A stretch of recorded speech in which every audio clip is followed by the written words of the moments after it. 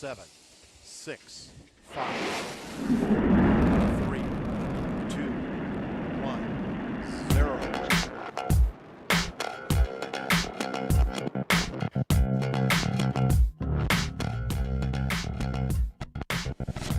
Well, hello there, everyone. Welcome to Freethought in Florida. Freethought in Florida is a production of the Atheist community of Polk County. We are a 501c3 nonprofit organization. Today is Friday, June the 18th, 2021. We want to thank our patrons over at patreon.com/polkatheists.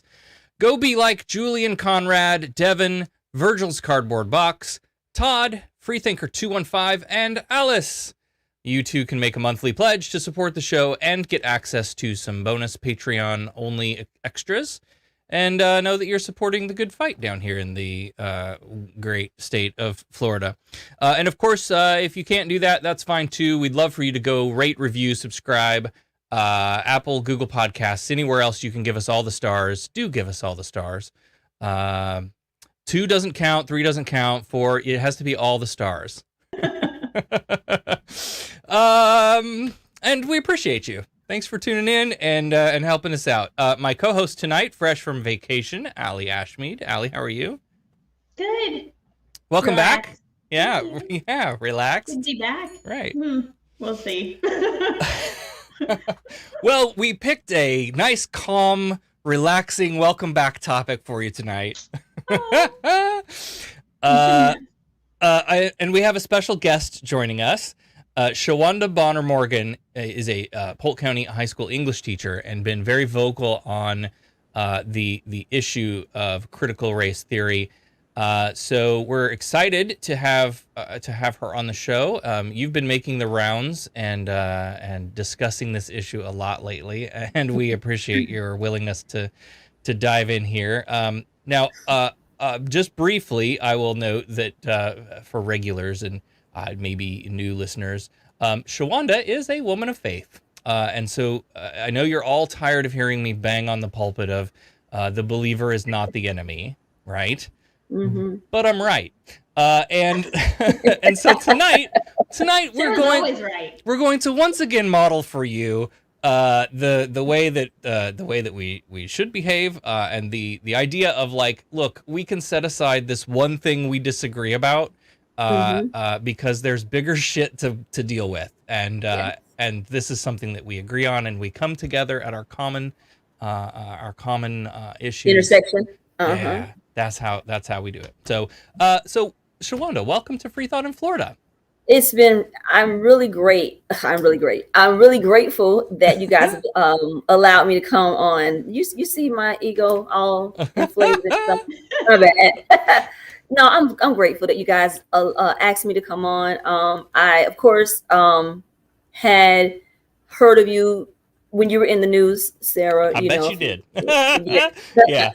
But I want you to know that I was over here in my house, really pissed off for you, okay? And didn't know anything about you, but as you said, it's the issue that I think many of us agree on, and it's a human rights issue. Yeah. You know, and above all else, that's what I stand on is humanism, is humanity, Yes. you know, being a humanitarian, you know, Yes. first.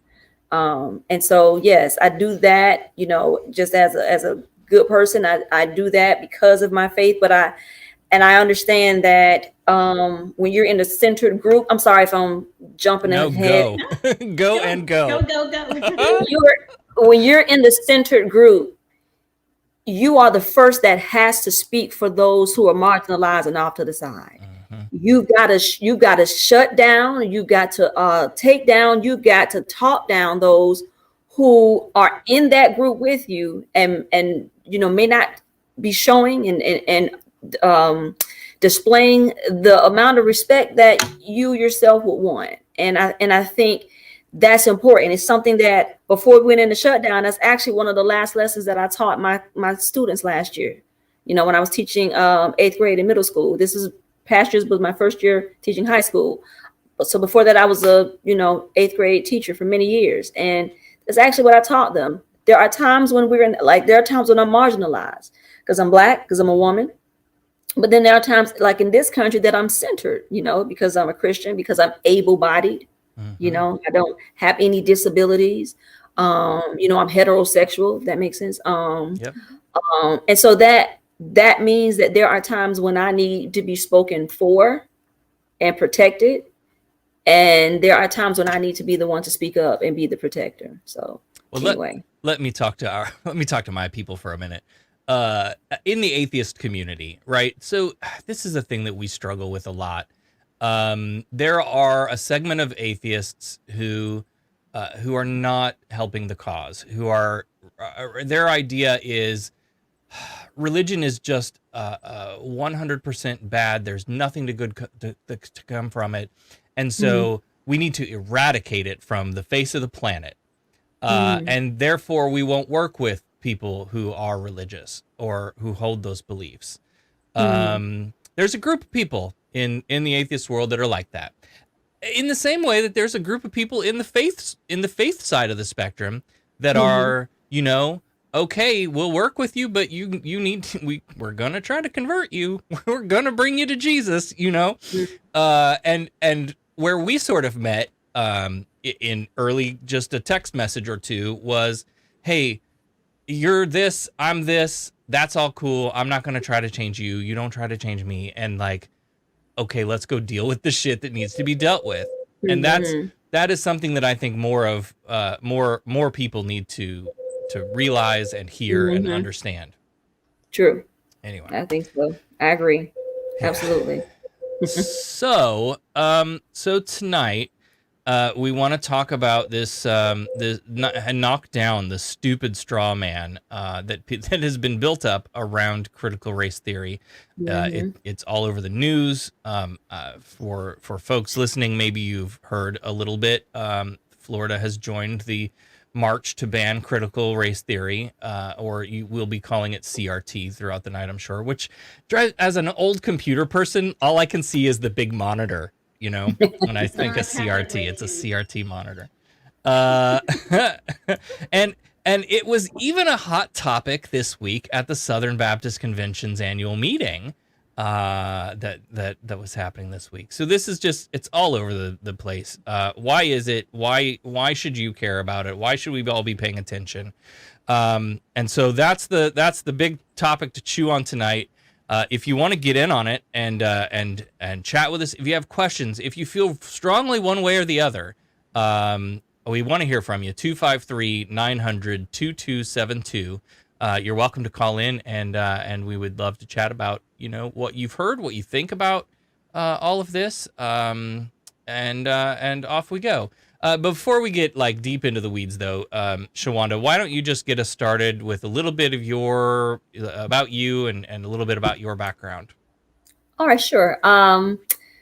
So I live in Polk County and in Lakeland. I am a middle school teacher, have been for, about 13 years now in Polk County. And I have two daughters.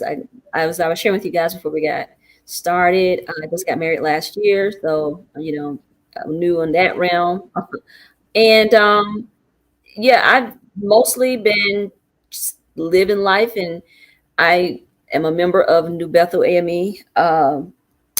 And one of the things that I have continuously done in my life, is made sure that I was the type of teacher that inspired me when I was younger. And those were the types of teachers that made the classroom safe. They made it a place for me to feel valued and wanted. And so that's what I've tried to do as a teacher myself. And of course, my second year of teaching is actually when the 2008 elections were going on. So my second year of teaching saw, our first Black president come into office. And of course, as you all know, that was a time when a lot of backlash was happening in our country, race-wise, right? We had a lot, we saw it. We saw the Tea Partiers. We saw, the collusion of many Republican leaders making sure that they did everything they could to undermine that presidency, but also the voting rights of many people, right? We saw the outcome of what happens when a lot of different people with from a lot of different backgrounds get together to vote for the right guy, not just the white guy, but the right guy. And so I remember that year having students who were being very disrespected or felt that they were being disrespected by which one particular social studies teacher. And for the life of me, I do not know. And this is not to say this is because I have some really awesome friends who teach social studies, but it's almost like it's the major attraction for a lot of racist teachers. I don't know why they go in, but one of my friends who is Black and a social studies teacher, she said, Shawanda, she said, thing is, many of them are they consider themselves very patriotic, right? So they go into social studies. And I was like, oh. Now I teach language arts, y'all. I teach ELA. So in my curriculum, there's a lot of literature. There's poetry. There's documentaries. There's discussion. There's writing. You understand? And so there's a lot of exploration of people through their story, and of explorations of events through whether they be novels or autobiographies or whatever. And so I get a chance to teach a lot of history through the stories and through the literature. And over the years, I've been very proud of the fact that I've been able to supplement and complement a lot of what the kids learn in social studies in my class.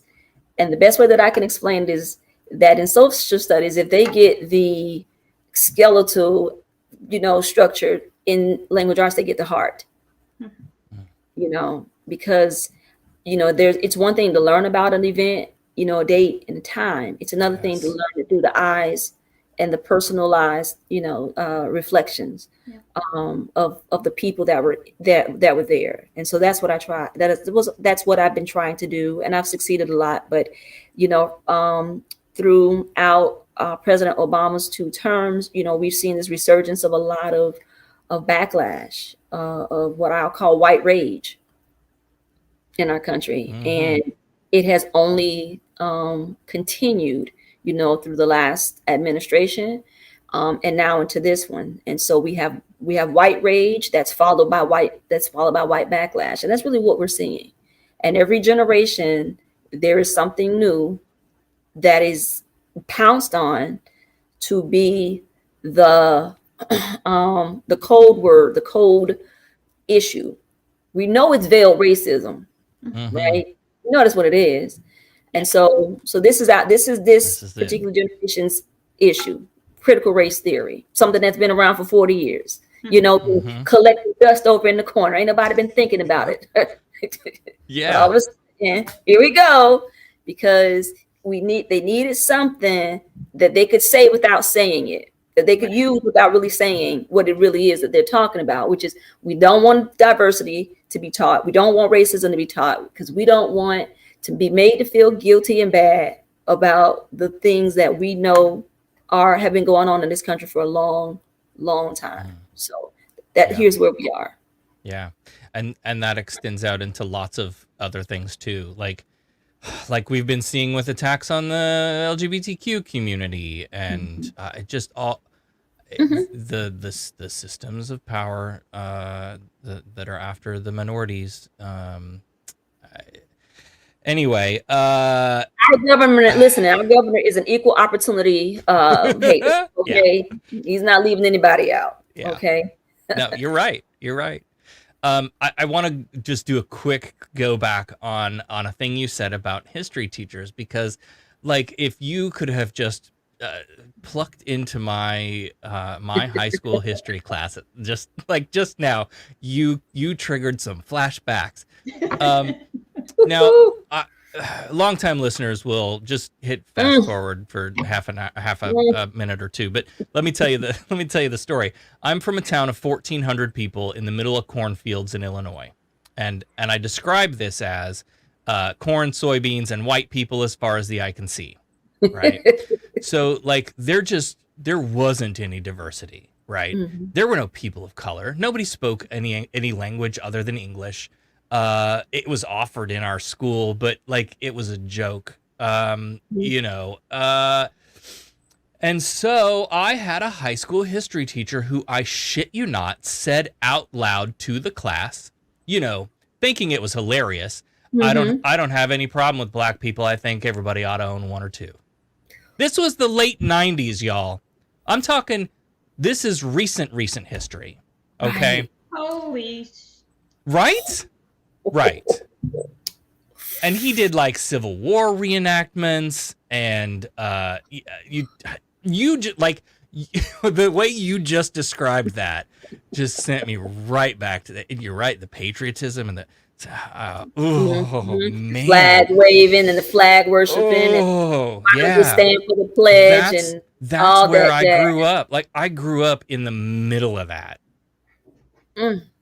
So it's taken me a lot to like break it down, and like coming here and working at Disney in the diversity capital of America, and meeting other people and finding out, oh damn, we're all kind of like, yeah. But I heard the shit, like I heard my grandfather read from the newspaper as he's reading the corn prices or whatever, and about these Mexicans coming to take our jobs and stuff. Like I grew up in that town. So do not tell me that this ain't alive and well right now in 2021. Right. Don't tell me. I've seen it.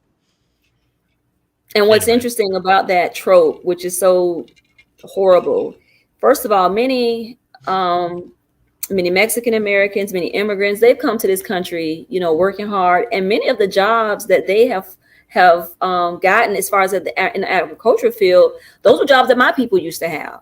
Okay, so there was a time when black folk were moving with the crops, and you know, were harvesting and going from place to place.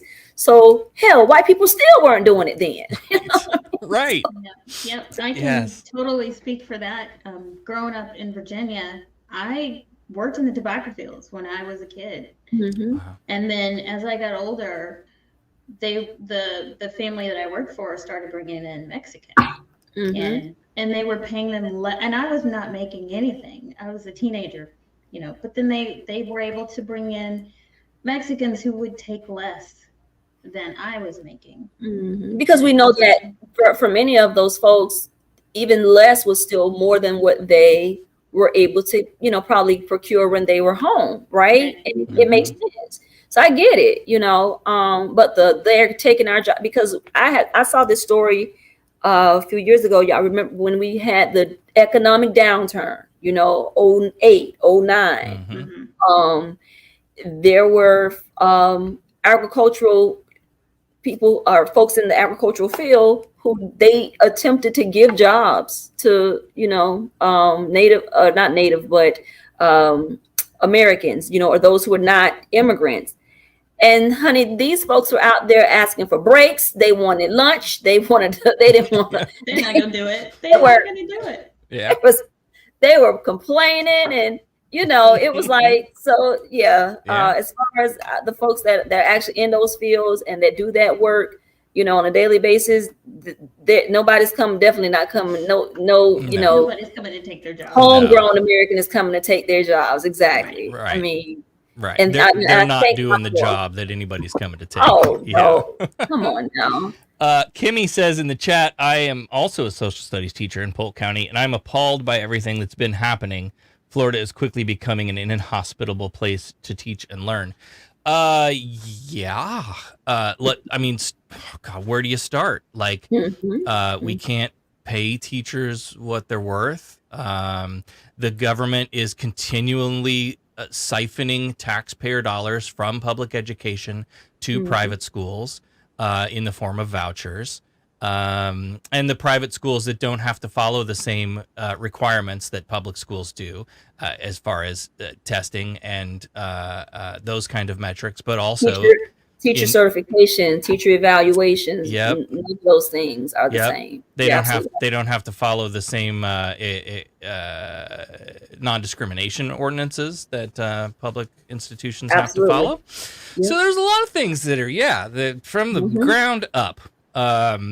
So anyway, I also want to take maybe a moment just to note here that Congress did just approve Juneteenth tomorrow as a federal holiday. Our state failed to do so at a state level. But I also feel like there is this sort of overall dissonance between declaring a federal holiday here and then completely refusing to teach the truth and history around race in America. Like, let's not teach why Juneteenth is a thing, or why we should care about it, or why it's a holiday. But you know, here you go, folks. Here's your holiday. Now, can you just go away and please stop? Right. Please stop talking now. Yes. Stop asking for stuff. That's how it feels to me. It feels like a very empty gesture to be like, here you go, black folks. Here's your thing. Now, please go away. It's like there were several cards on the table, okay? And the thing about it is Juneteenth was the easiest one to pick up, okay? Because the other ones took too much. When you talk about passing the John Lewis Voting Rights Act, right? When you talk about passing the George Floyd Act regarding policing in America, we don't do that. Oh, wait a minute, Juneteenth. That's easy. Grab that card. Let's pull that, push that through. Maybe that will make them happy and make them happy. And because see, the thing about America is no matter what group it is, with from our Native Americans to Japanese Americans to those people who toiled and worked and got nothing, black folk, America has no problem with passing laws or ordinances like this one, because they don't cost any money, y'all. See, this has no money attached to it. This has no resources attached to it. So there's not a big deal about passing it and pushing it through because, there's no work that really has to be done with it. And that's the problem. When we look at people talk about like reparations, right? Folks always think that reparations means send me a big fat check in the mail.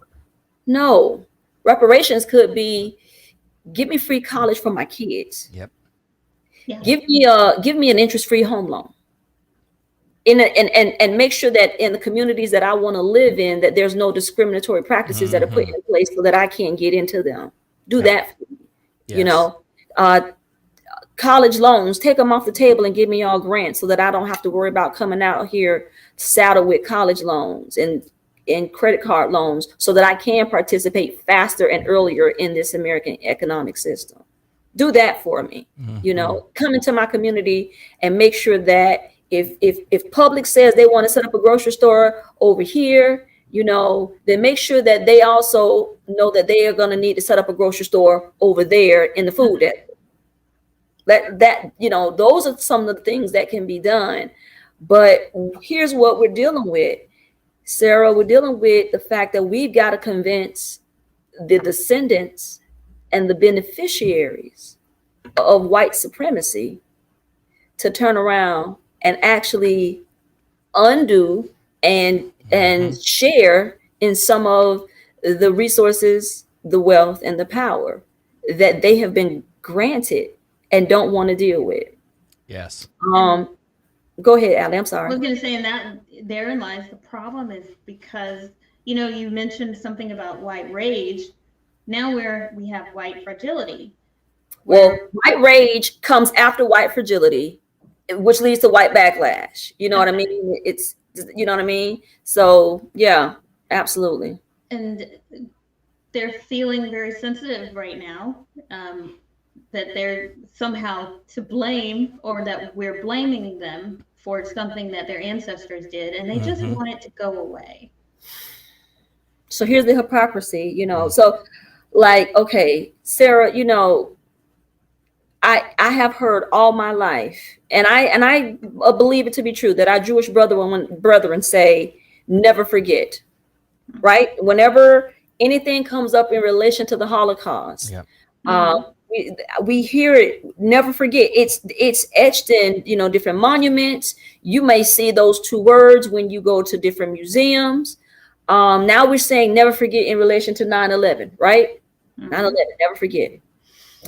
But when it comes to this issue of race between Black and white lives in this country and the history of those connections, never forget goes out the window, and it's why are you still talking about it? Yep.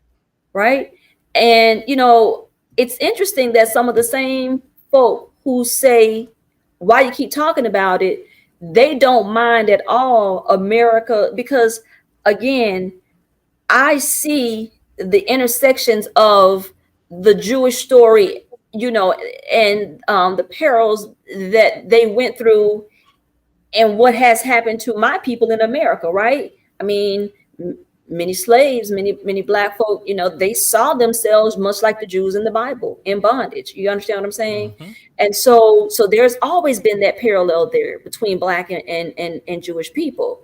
And so, but America does not have a problem whatsoever with admonishing Germany, with making sure that with being okay that Germany, because in Germany, the curriculum in school says that they must teach about these things so that it does not happen again. But over in America, not so much. Well, when half the people are looking forward to it happening again soon. And yes, and so you have this hypocrisy that has long gone on, right? Where folks don't mind because it's like it's okay to disparage and talk about somebody else and what they've done. But when it comes back around and folks say, well, listen, you kind of committed some of the same atrocities. Now, all of a sudden, wait a minute, I don't want to talk about that. That's not good. Our kids should learn. And so we're actually doing the very opposite of what the country of Germany not only was mandated to do, but also convicted itself to do. Right. America has not done that. We have not had any time period at all where we really fully, truly dealt with these things, y'all, ever. That's why we're here. Yeah. It's the conversation that keeps getting, it's the can that keeps getting kicked down the street. Yep. So we're talking about things like the responses that you'll hear, right, are we teach about slavery in school. We teach about Reconstruction and Jim Crow in school. We teach that stuff. Sure we do. I told you about the shitty history teacher that I had. Let me tell you about another one in college that I had that was great.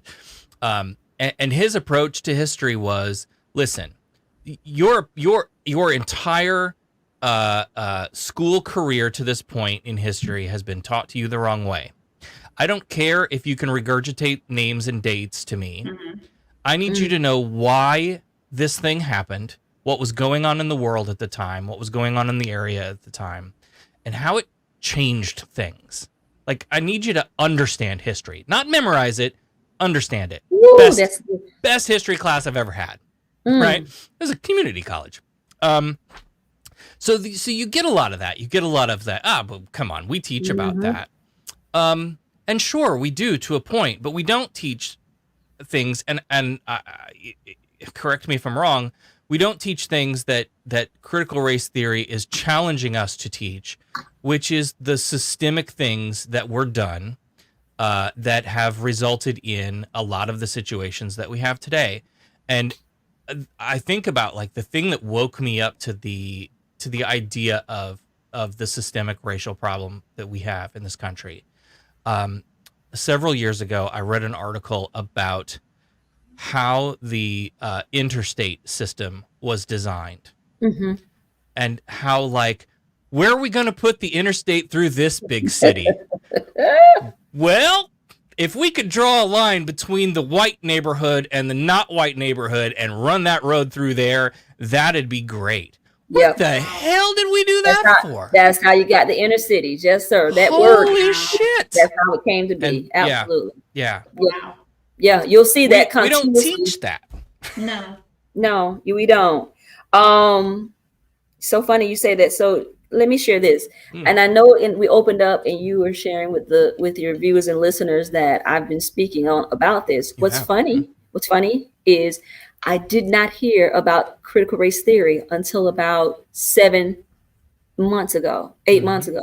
Okay. Mhm. I have this really great new crop of friends that I met on Facebook in Idaho.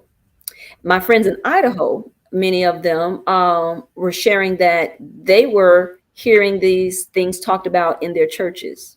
You know, my friends who are white and evangelical, you know, they're grappling with the different change or the non-changes that are happening in their churches in terms of race, race relations and talking about race and things like that. It was through them that I heard CR. I didn't know what it was. When I was approached a few weeks ago by a local reporter asking, you know, for my opinions, I had only talked about it in conversations. I honestly, before I talked to the reporter, I had to look it up so I could kind of get the gist. And when I saw it, I was like, wait a minute, is this what they've been? Is this the thing that's such a big damn is this deal? What they've been pissing about? Like, all it said, and from what I could understand, it started in the legal field. It was, you know, it was research, right, done by scholars, like learned people who were looking at the legal field and how systemically racism had played a part in many of the layers of the legal field, right? And when we talk about systemic racism, have I talked about that in my classes before? Yeah, I actually just talked about it last year and the year before last. But as far as critical race theory, from what I understand, many times, as Sarah, as you were saying, it's not even taught until the college level. It's not even part of the K through 12 curriculum. These folks have jumped the gun and got out in front. And what they've done is they revealed they're bad poker players because they revealed their hands. They've shown us. And when they tell you who they are, listen to them. Yeah. So it's like one of those memes. Nobody. Yeah, exactly. You know, Republicans, critical race theory. You're like, what the hell are you talking about? What is and that that's exactly now you got everybody talking. Now we're going to look it up. Now I'm on my phone because I'm like, critical race theory? See, I didn't even know it until you said something. Yeah, you know? I was the same as like, is this being taught in schools? Because I'd never heard of it. And like, so is it fair to say then, unless you major in that in college and you take a course, you are not going to actually have you have a teacher, like what a professor, like what Sarah had, and what I had a professor at HCC, Sarah, over in Tampa, right? Ybor, shout out to Ybor City ACC campus. American history teacher, 1999. The man said, listen, first of all, our country was founded by a bunch of criminals, okay? Yes. He said, that's why when you look at our laws, many of our laws are in favor of the criminals, because the founding fathers, they were think about it because everything is about perspective. From the perspective of the king, these were criminals. If caught, they would have been tried. They could have been hanged. They could have been shot.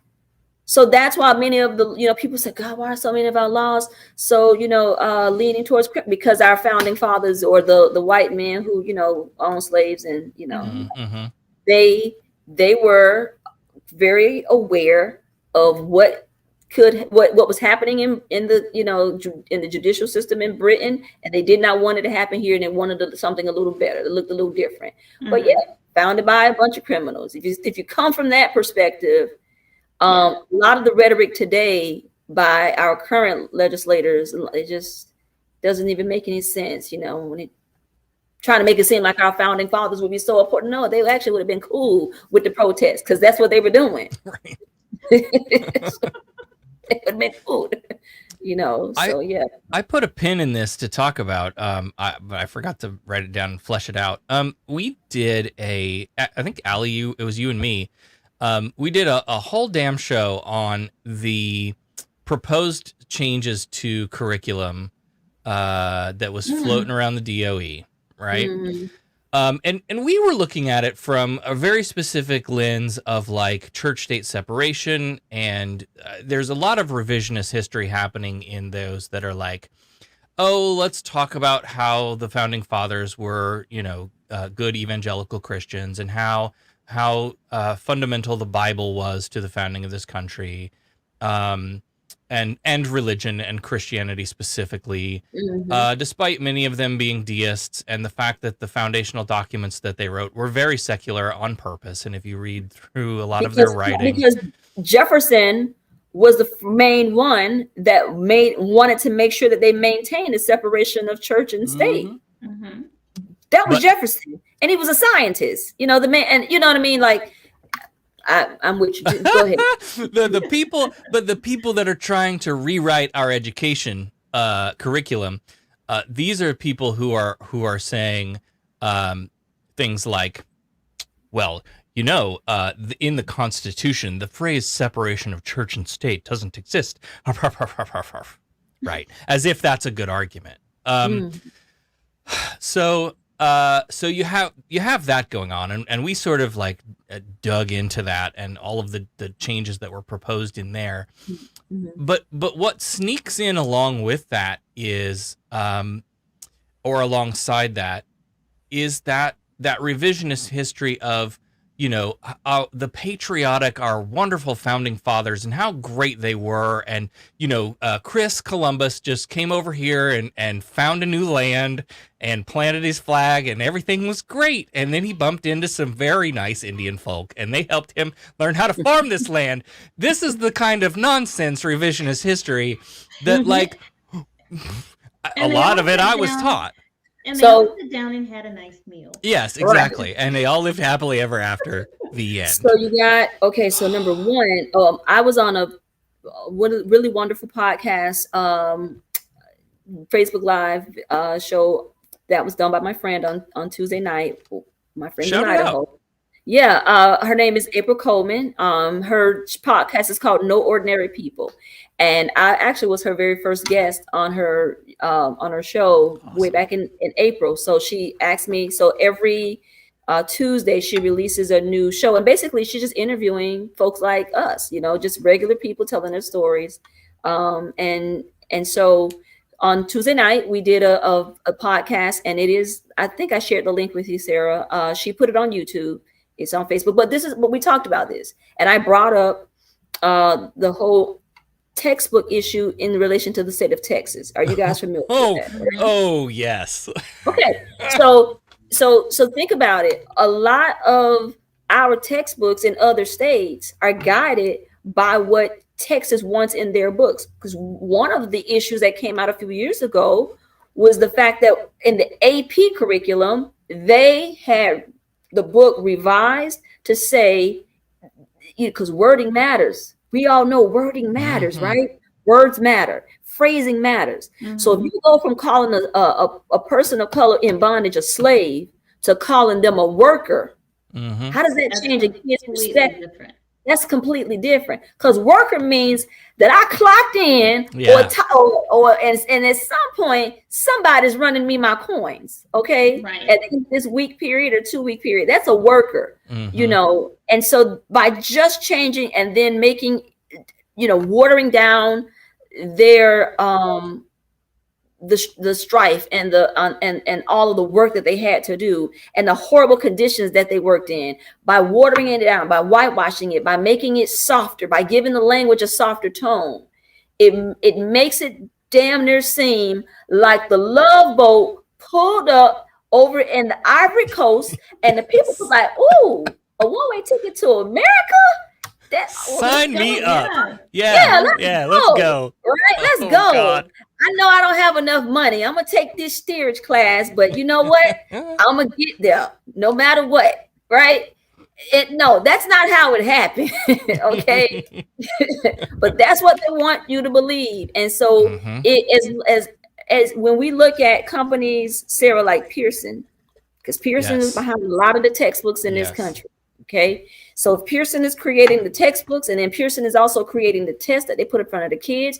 Pearson is creating the test that teachers like me have to pass in order to get our certification or to get more to be certified and to teach more subject. Pearson. Their hand is all in the cookie jar. You got to start there. Parents got to start asking what textbooks are in their kids' classrooms and what do they say.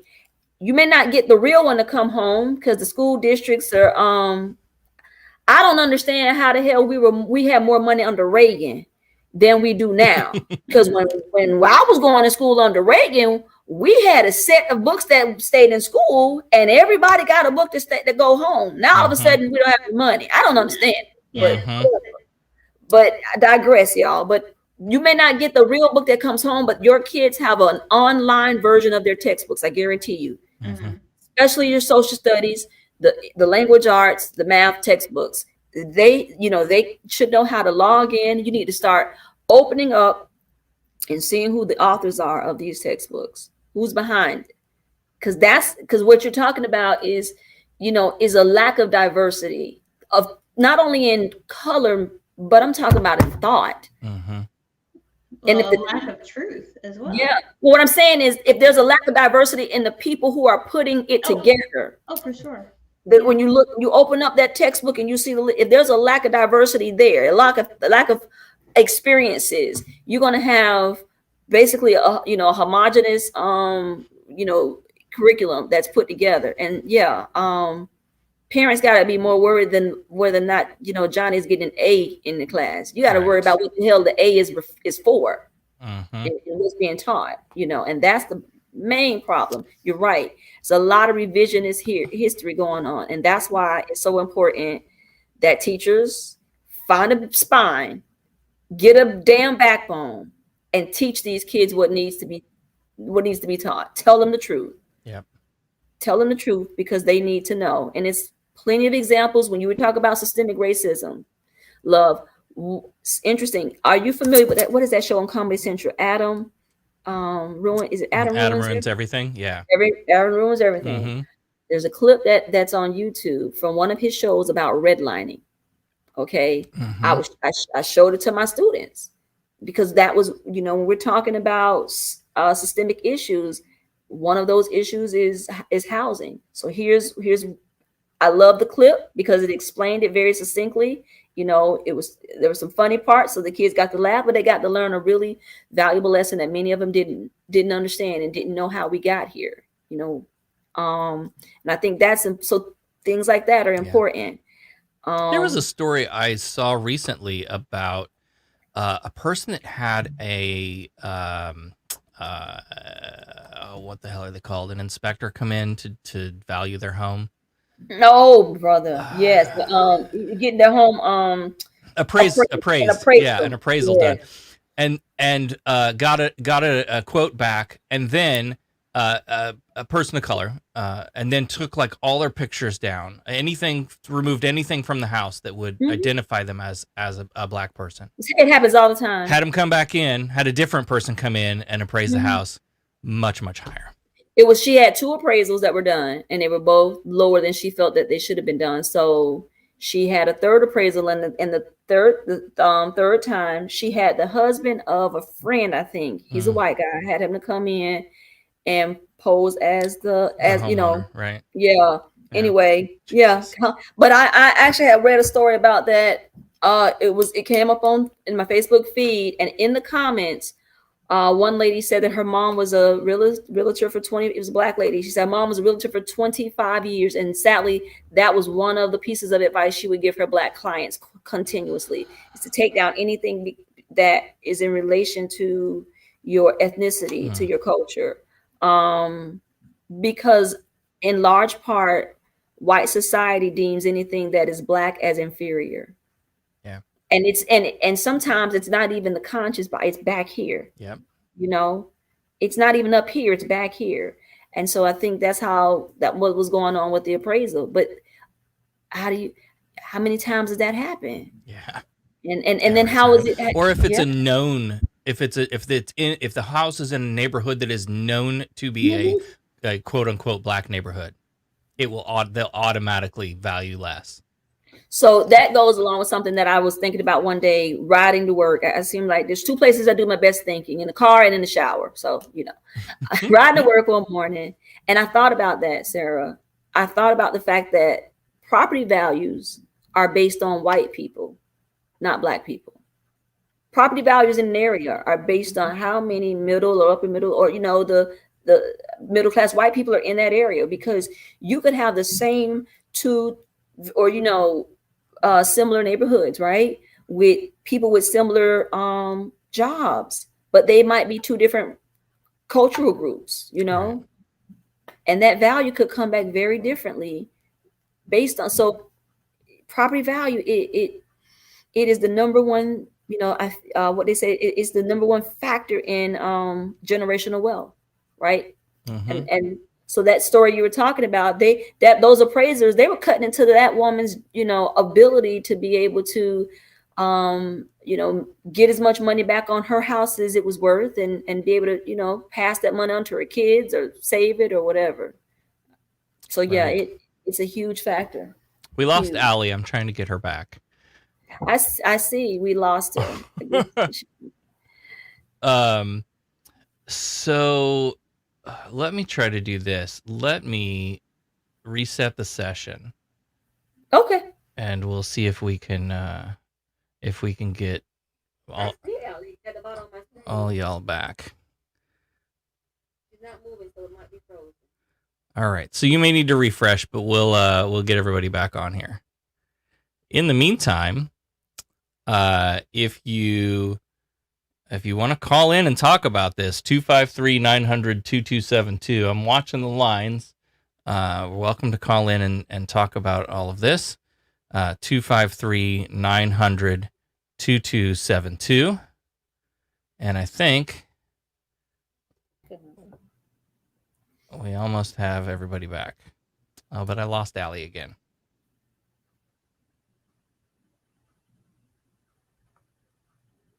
Technology's great when it works, ain't it?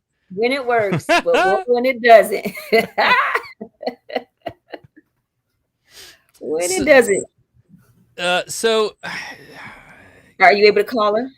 Yeah, I've got her on chat here. So we're talking about, like, we talk about these issues that are affecting people right now today, like this home value issue, like the textbooks, and to pull it all back together. There we go. There's Allie. Are you able to call her? I've got her on. Oh, you need to turn your sound down there, Allie. Sorry, yeah, I got it. I looked at the screen and I'm frozen, and I'm like, damn it. So anyway, carry on. So we're talking about these things that are affecting people today, in ways that are systemic, that were created, perhaps in a time before us, for many of them. Yeah. And as I understand, again, and the issue is, we should be teaching that. We should be talking about that. Kids should be learning that this is a thing that, because of the structures that were set up through Reconstruction, through Jim Crow, that were created, that kept Black people from getting, from being able to get generational wealth, to be able to own, you can own property now. Sure you can. You don't have any money, you can't own property. Are you kidding me? And so there's just such a disparity in, like, imagine you're running track, right? And you're like, here's my starting line, and your starting line is way the fuck back there. Right. Yeah. Right? There is an inequity that's not been addressed, and it will never be unless we teach our kids about it and talk about it. Yeah, we're saying not ban it, yet, and not try to whitewash it. There have been different, like I said before, every generation tends to have a veiled issue that underneath the surface is racism, but or is race driven, but people don't want to say that, because as we know, once the Civil Rights Act of 1964, the Voting Rights Act of 1965 were passed, a lot of folks thought, oh, okay, well, this is it, we're good. And a lot of those, by that time, a lot of the segregation forever viewpoints were waning. They were becoming unpopular. Folks were beginning to recognize, or at least a lot of people were beginning to galvanize and say, yeah, this is not right. That, so those behaviors that we saw on televisions in 61 were definitely not popular by 66, 65, 66, right? So, and I say this to people all the time, a lot of the people that you see in those old photographs, when you see people with their Confederate flags and their, yelling at black students, or they're yelling at white students for being, or white people for befriending and helping white people. All of those photographs that were taken, that those still footages, as well as camera footage that was taken between the 50s and 60s, right? All of those people didn't change their minds. Right. They didn't change their minds. Many of them also had kids who now have grandchildren. And secretly and behind closed doors and in their houses, they still call me a nigga. They still think that it's not good for black and white people to get married. They still think that it's a bad thing that their white grandkids got to go to school with other kids, but they're too goddamn poor, for Lord forgive me. They're too poor to put their kids in the white segregated schools, so they keep them in the public schools. But they come to my classroom and they smile in my face, but they really don't want me to teach their kids. But that's okay, because I'm going to teach their kids anyway. But this is where we are. We got a lot of generations that have continued to hold on to those mindsets, but they're now doing it. They were doing it quietly. Trump gave them permission to start speaking the quiet parts out loud. And so we got critical race theory. That's this generation's issue. Back in the 70s, it was busing. Y'all have seen the footage. You've seen the news stories. Busing was really a race issue. Okay. But we can't say that it's about a black or white thing. So we gotta complain about the busing, but we know what folks are really complaining about, right? Sarah, when you were talking about property, folks owning property and things like that, it's like many of our forefathers did. But then there were things that came along like Tulsa and Rosewood.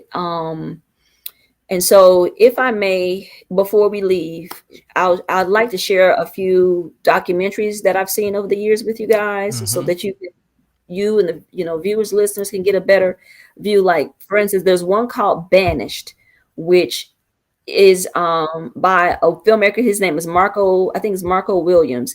He did it for Frontline, which is on PBS. It's one of those PBS shows. Banished is he covered about 4 different black towns that were racially cleansed in the early 1900s. One of them was Forsyth County, Georgia. Do y'all know about Forsyth County, Georgia?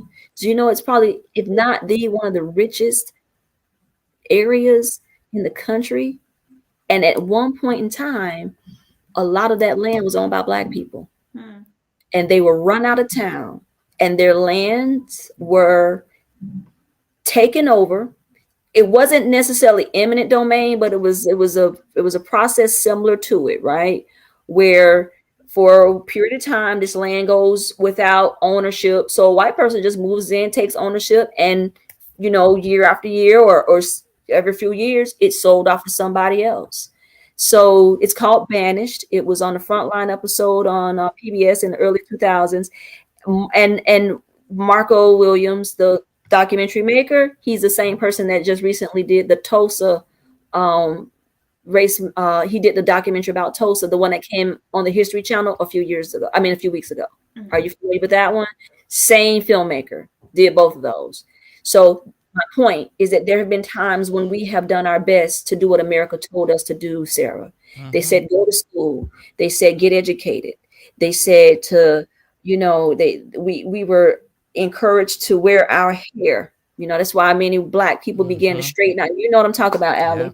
A lot of folks began to straighten their hair, right? They told us to speak in the King's language. We did everything they told us to do, and still, every time we met the line, they moved the line. They moved the line. They moved the line. Because in reality, it really wasn't about meeting the line. Because in a lot of cases, we just weren't deemed equal anyway. Right. And so, so hey, go ahead. Let's try to take a call. Okay. Let's see if this works. I have Heidi on line 4. Heidi, are you there? Maybe. Heidi, are you with us? Hello, Heidi. I've been having trouble with the call system. I do have a question though for you, Shawanda, while Sure, honey. we're trying to get Heidi on. So I know you mentioned that like a little while ago before I got disconnected, that teachers need to, get a backbone and have these conversations with their kids.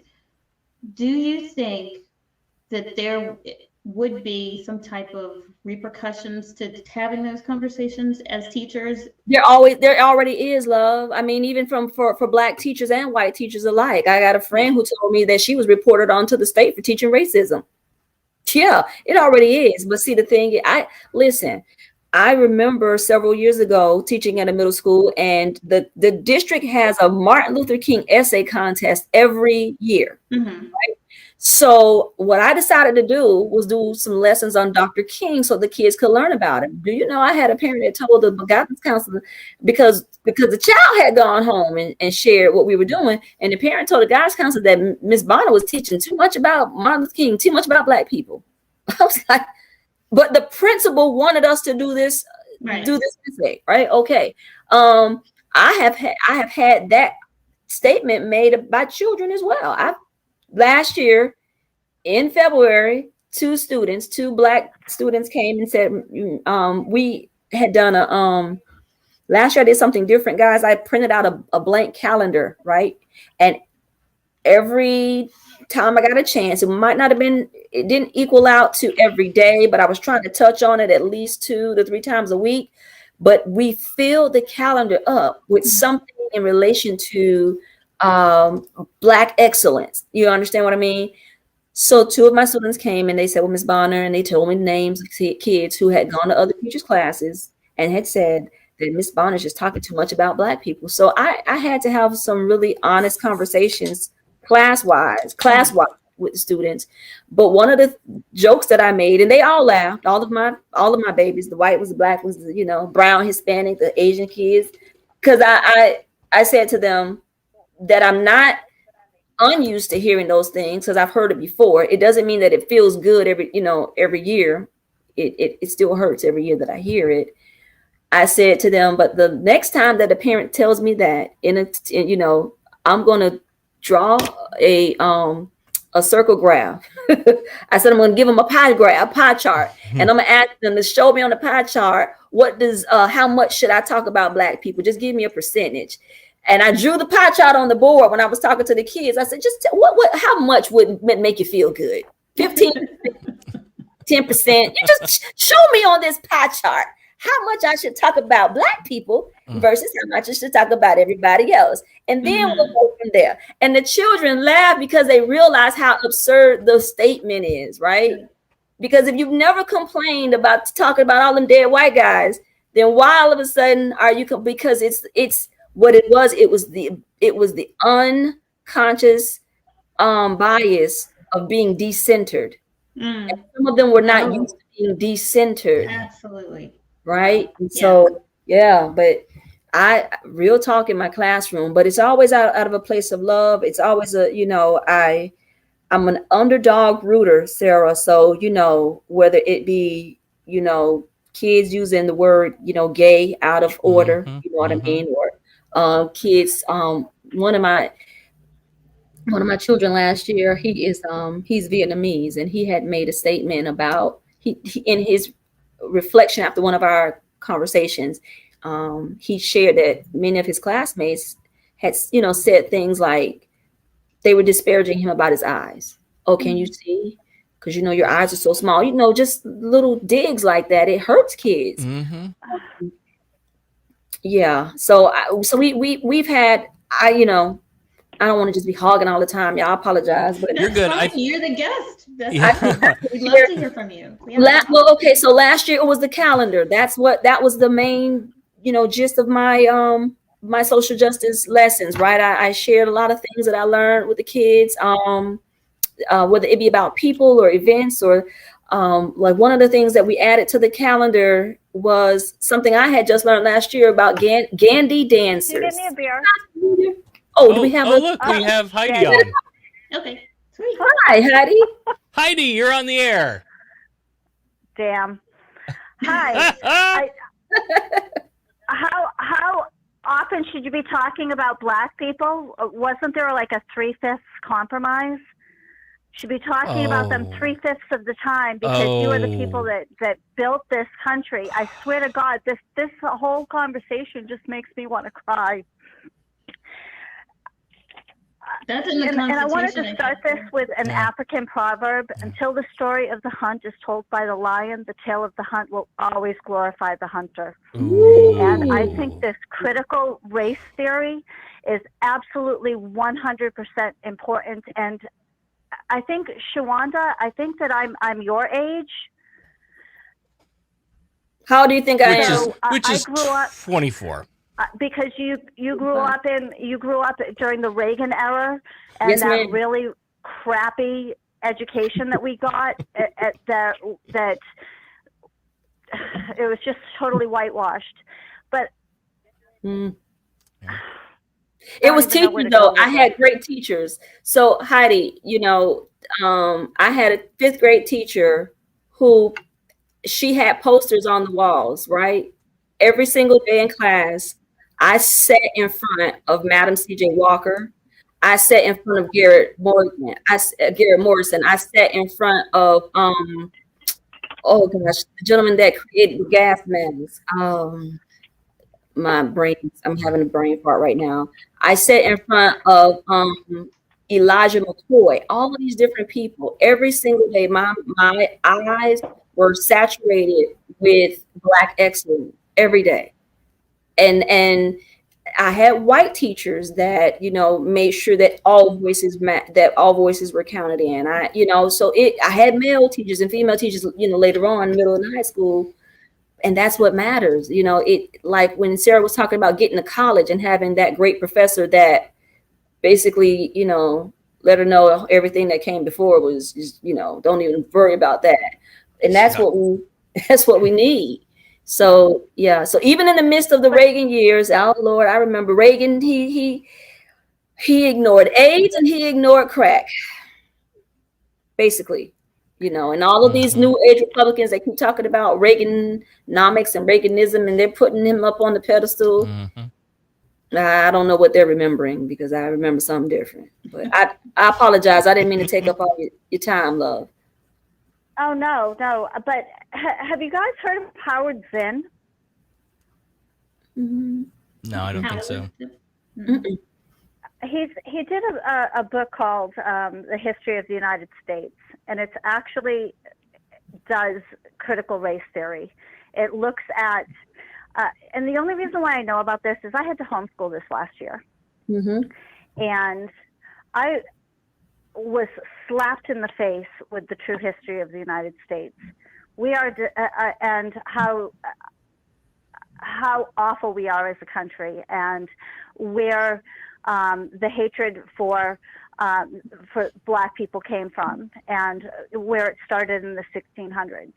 And I want to know, my question to you ladies is, how do we address this going forward? Because it's unacceptable that our state is trying to push this away, when this has got to be forefront in our children's education. It is in my children's education, but everybody needs to be understanding of this. There shouldn't be this nationalism, this Pledge of Allegiance, thinking our country is great, because that's what Russia does. So where do you ladies think that we should go? So I have two or a couple of thoughts on that, Heidi, and thank you for asking the question. It's a really good question. So number one, let me start from your house, okay? So I'm a Socratic thinker, so I answer questions a lot of times by asking them. So number one, tell me about your children. You got girls, you got boys, what you got? I've got 5 girls and 5 boys. 5 girls and 5 boys. Okay. I heard you say that this last year has been a time of a lot of revelation in your life, and I'm assuming that it's been revelation in your children's education as well. As you've learned, they've learned. Is that pretty much what's happened? Yes. Okay, cool. So number one, that's the first thing that people can do, is start in the home. know that just like you and I definitely didn't learn everything that we learned in the school systems that we grew up in, something's going to have to be taught outside of the home. And so I would encourage you to keep watching those documentaries with the children. Keep going and buying books. When things like this episode, this podcast show comes up, sit and watch it, cast it up on the television and watch it with them. Does that make sense? Just continuously get them exposed so that they understand, and have conversations with them so that you can gauge what their thoughts are in terms of their friends, and teach as you learn how to be an ally, teach your kids how to be allies for the kids that are around them in school or around them in life. Does that make sense? Like you got to teach them that even when they don't have a dog in the race, their job is to stand up for those who can't speak for themselves in certain places. And so you got 5 girls and a boy. And so I'll in continuation of starting in the home, let me share this with you from the point of view, and maybe Allie may have some thoughts on this as well. From the point of view of a Black woman, I need you to teach your girls that a white woman's voice is probably the most powerful voice in this country, aside from her man. And white women have the power by the tongue to either build or destroy people of color. And I say that not disrespectfully, but I say that in all honesty, because as a Black woman, I have been harmed by, the statements made by white women not realizing the power of their voices in the workplace, in schools. I'm going to share this. There was a study that came out a few years ago that talked about how white girls in school tend to be seen as more innocent than Black girls. Are you familiar with this study? I am. And so if you think about it, Black girls are tended to be looked at as more knowing, right? Like they should just already know certain things. So they're given the benefit of the doubt a lot less than their white counterparts. And so that sometimes carries over into the workplace when we grow up. And when we work alongside white women, we have to watch our step, because we may be deemed as angry Black women, or we may be accused of being, I've had the word attacked has been utilized a lot. We may be accused of attacking when we're really just trying to voice opinion or whatever. And so that's it's important to teach your kids, how to harness their positions of power and privilege and be good stewards, for their friends, for their co-workers, your sons. You have a white son. And so as a white mother of a white son, you have brought into this world the symbolism of power in America from its inception. And you have to teach him why it's important that he create space for women of color, men of color. You understand what I'm saying? Like, because it is more likely for your son than mine to be in a position of power one day. And so in the home, you teach them how to be good allies. As you learn, you teach it to the children. As you read, you teach it to the kids. Does that make sense? As you come across a good book, you sit them down or you share passages with them, have family read night, and encourage them to widen their friendship circles. And as you do the same, they will do the same, because everything that you do, you model for them. Does that make sense? So outside of your house, you have children in the school system. I want you to know that as a parent, even though I'm a parent too, the school system and the state will see me as a teacher first, right? So because you're a parent, they will listen to you faster than they will listen to me. And I'm talking about they are your legislators and those in the at the Education Commission, the DOE. They will take your call and listen to your voice. And sister, again, I say this with all due respect, because you have the power of the white woman's voice, they are going to take your concerns more seriously faster than they do mine. And let me add this to that. A lot of shall I call them issues? A lot of things have been advanced in our society and in schools after white women have stood up and spoken up about them. Honestly, a lot of initiatives have been gained and been given the press that they've needed when white women have stood up, especially white middle and upper middle class women have stood up and spoken. And those are the best ways that you can continue to do better by us. Does any of this make sense? Does it help? Yes, it does. Okay. Thank you. Absolutely. Thank you, ladies. I've absolutely enjoyed this evening. Thank you. Thanks so much, Heidi. I'm glad you called in. Sorry, I didn't even give Allie a chance to speak.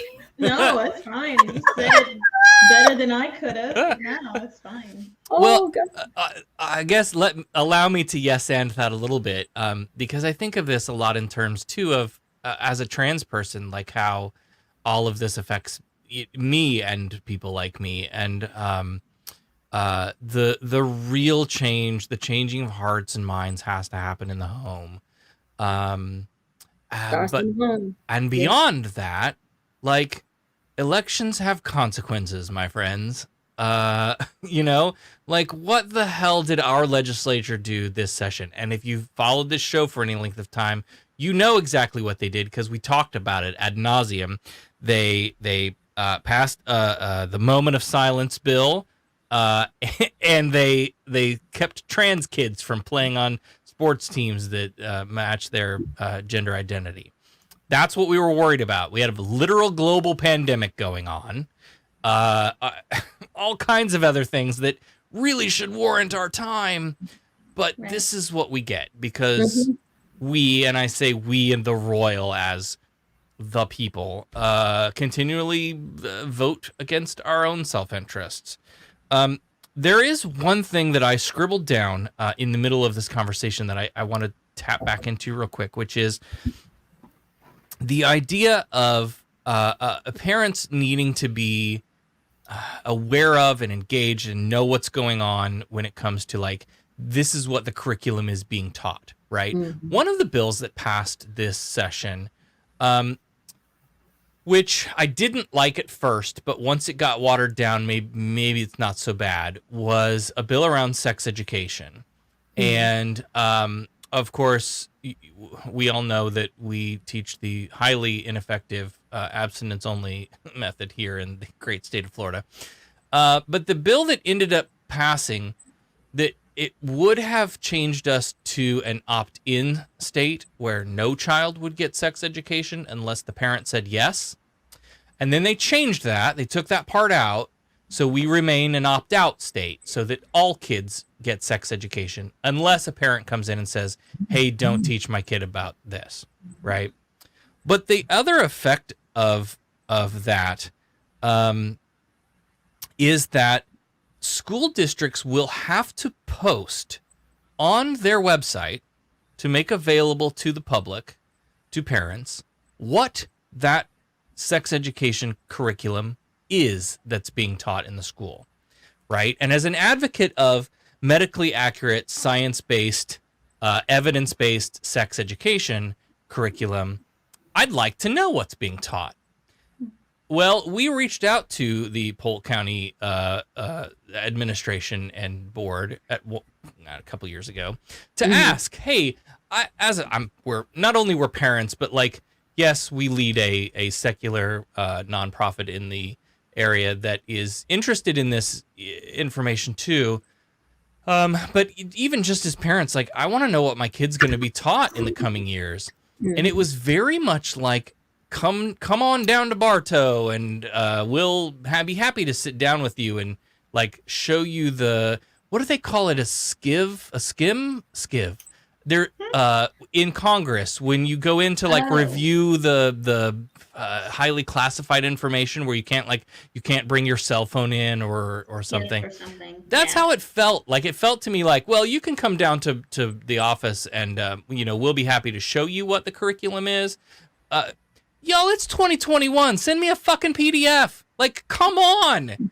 I know come on. Don't play these games with me, right? So there you have that. And then attach that to, there have been many efforts over the past few years to pass legislation in this state and others that would allow, depending on how it's written, any parent or any community member to challenge the curriculum that is being taught in our public schools. Now, on its face, I have opposed that, and most of the secular community, activist community, has opposed that too, because generally what that means is, you're teaching my kid about evolution? That can't stand. We have to teach creation alongside evolution, or, or the sex ed curriculum. So it's usually designed for parents to come in and challenge, again, scientifically accurate, medically based curriculum. However, if this could be a backdoor for a parent to say, come in and audit the history curriculum, this light bulb just popped over my head while we were talking. Well, I'll be damned. I sure would like to know what our history curriculum is for the next 2 or 3 years as a parent of students in the school district, and if I can challenge inaccuracies and issues with it, maybe I could use that against them.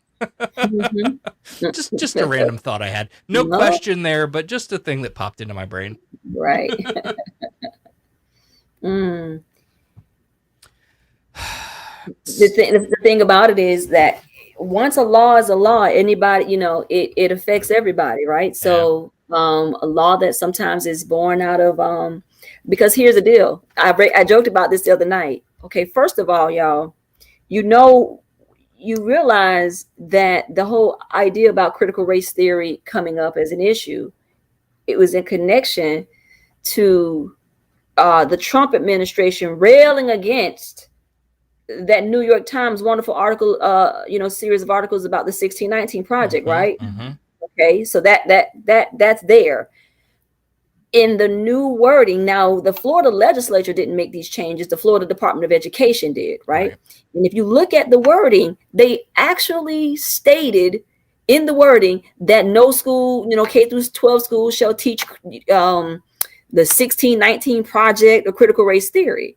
So what was funny about that is that they actually named it. Let me tell you why it's funny. I said, the author, all she's got to do is just go back and change it to the 1617 Project. Oh, just change it. Just change it. And the law is no longer valid. There you go, sis. That's what I'm talking about. That's a great workaround. Right? What? We're not going to call it critical race theory anymore. Now we're just going to call it, American history. Now what? Right. Right. Exactly. That's what it is. So when you go and you start naming specific things to outlaw, understand that names can be changed. So what we're just going to do, we're just going to keep you running like, we're just going to keep you on your toes. So y'all got to just keep meeting every damn year to keep updating the law, because we can just go ahead and change the name. Oh, I love it. That's great. Gregory in the chat says, how can I find a secular school with wonderful teachers such as yourself, Miss Bonner? I work for the Polk County School Board system. We're out here. And on that note, you're looking for in the words of Gregory, a secular school with wonderful teachers. Our public school system is intended to be a secular atmosphere. Absolutely. Yes. And if you've been following the news lately, there's been some things happening. Haines City got its hand slapped lately for having a religious chaplain for a sports team. That's the thing that's going on. So there are issues that are happening where the church-state line gets sort of blurred. And have some faith. Have some faith in knowing that that your local atheist community, the atheist community of Polk County, I'm watching that stuff. I'm on it. So shoot me an email. Like if you have questions, if you're seeing things that shouldn't be happening, please let us know. Because exactly, we like in the same way that a queer kid should be able to go to school and like be welcome and accepted and valued and loved. We want people of all religions and none to be able to go and get the exact same experience. There shouldn't be any discrimination happening. And so, yeah, let us know. Yes. It definitely starts with, let's just be honest. Okay. So Heidi said that her and I about the same age. Sarah, I don't know if you're with me or you're a little behind me. I'm 41. Why you gotta say it like that? I'm 41. I'm 41. God. 41. What? Okay, so we're not too far behind one another, right? And so I think, and maybe Allie, it's her experience as well, that in the school systems that we grew up in, the majority of the teachers were white women, right? Yes. And that's not a bad thing as long as those teachers are diversely, they're diverse thinkers, right? Because my kid just had a wonderful teacher at her school last year. I'm gonna shout her out, Miss Elvira Randall. Okay, she teaches language arts at the white McKeel Academy. Okay, but Miss Randall created this classroom where my then 10th grader felt empowered and she felt included.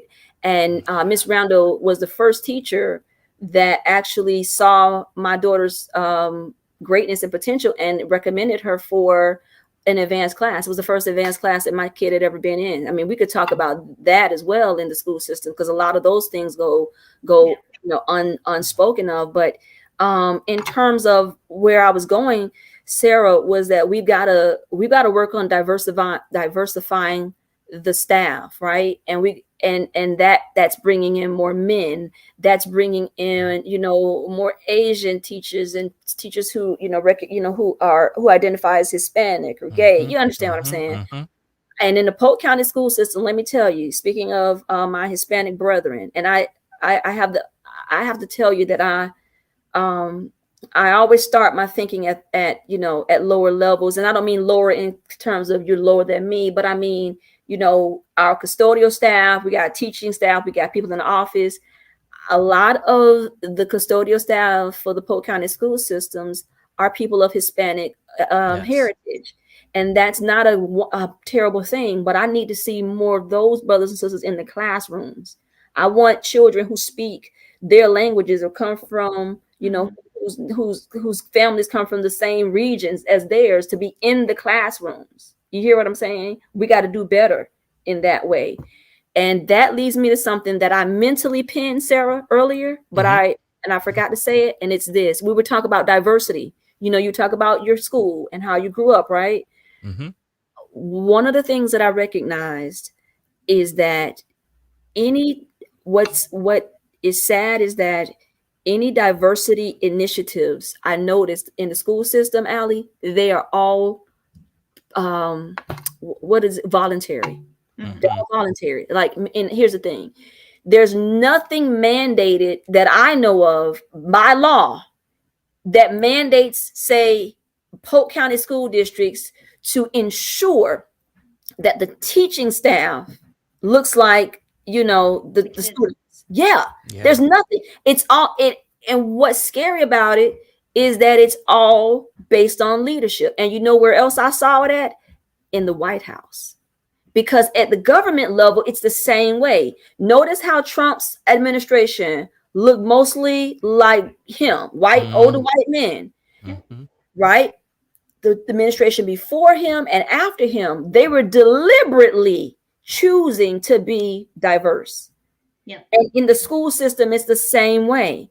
And it's like, as long as you see, it goes back to Brown versus Board of Education. I love it. And I know that they were doing what they could do in the time that they could. So I'm not doing, 2020, judgment here on 1954. But what I wish that had happened was that they had also mandated that the teachers, the Black teachers, follow the children to those white schools that they were going to, because the teachers were left behind. And so what we got is we got a law that diversifies the children, but not the staff.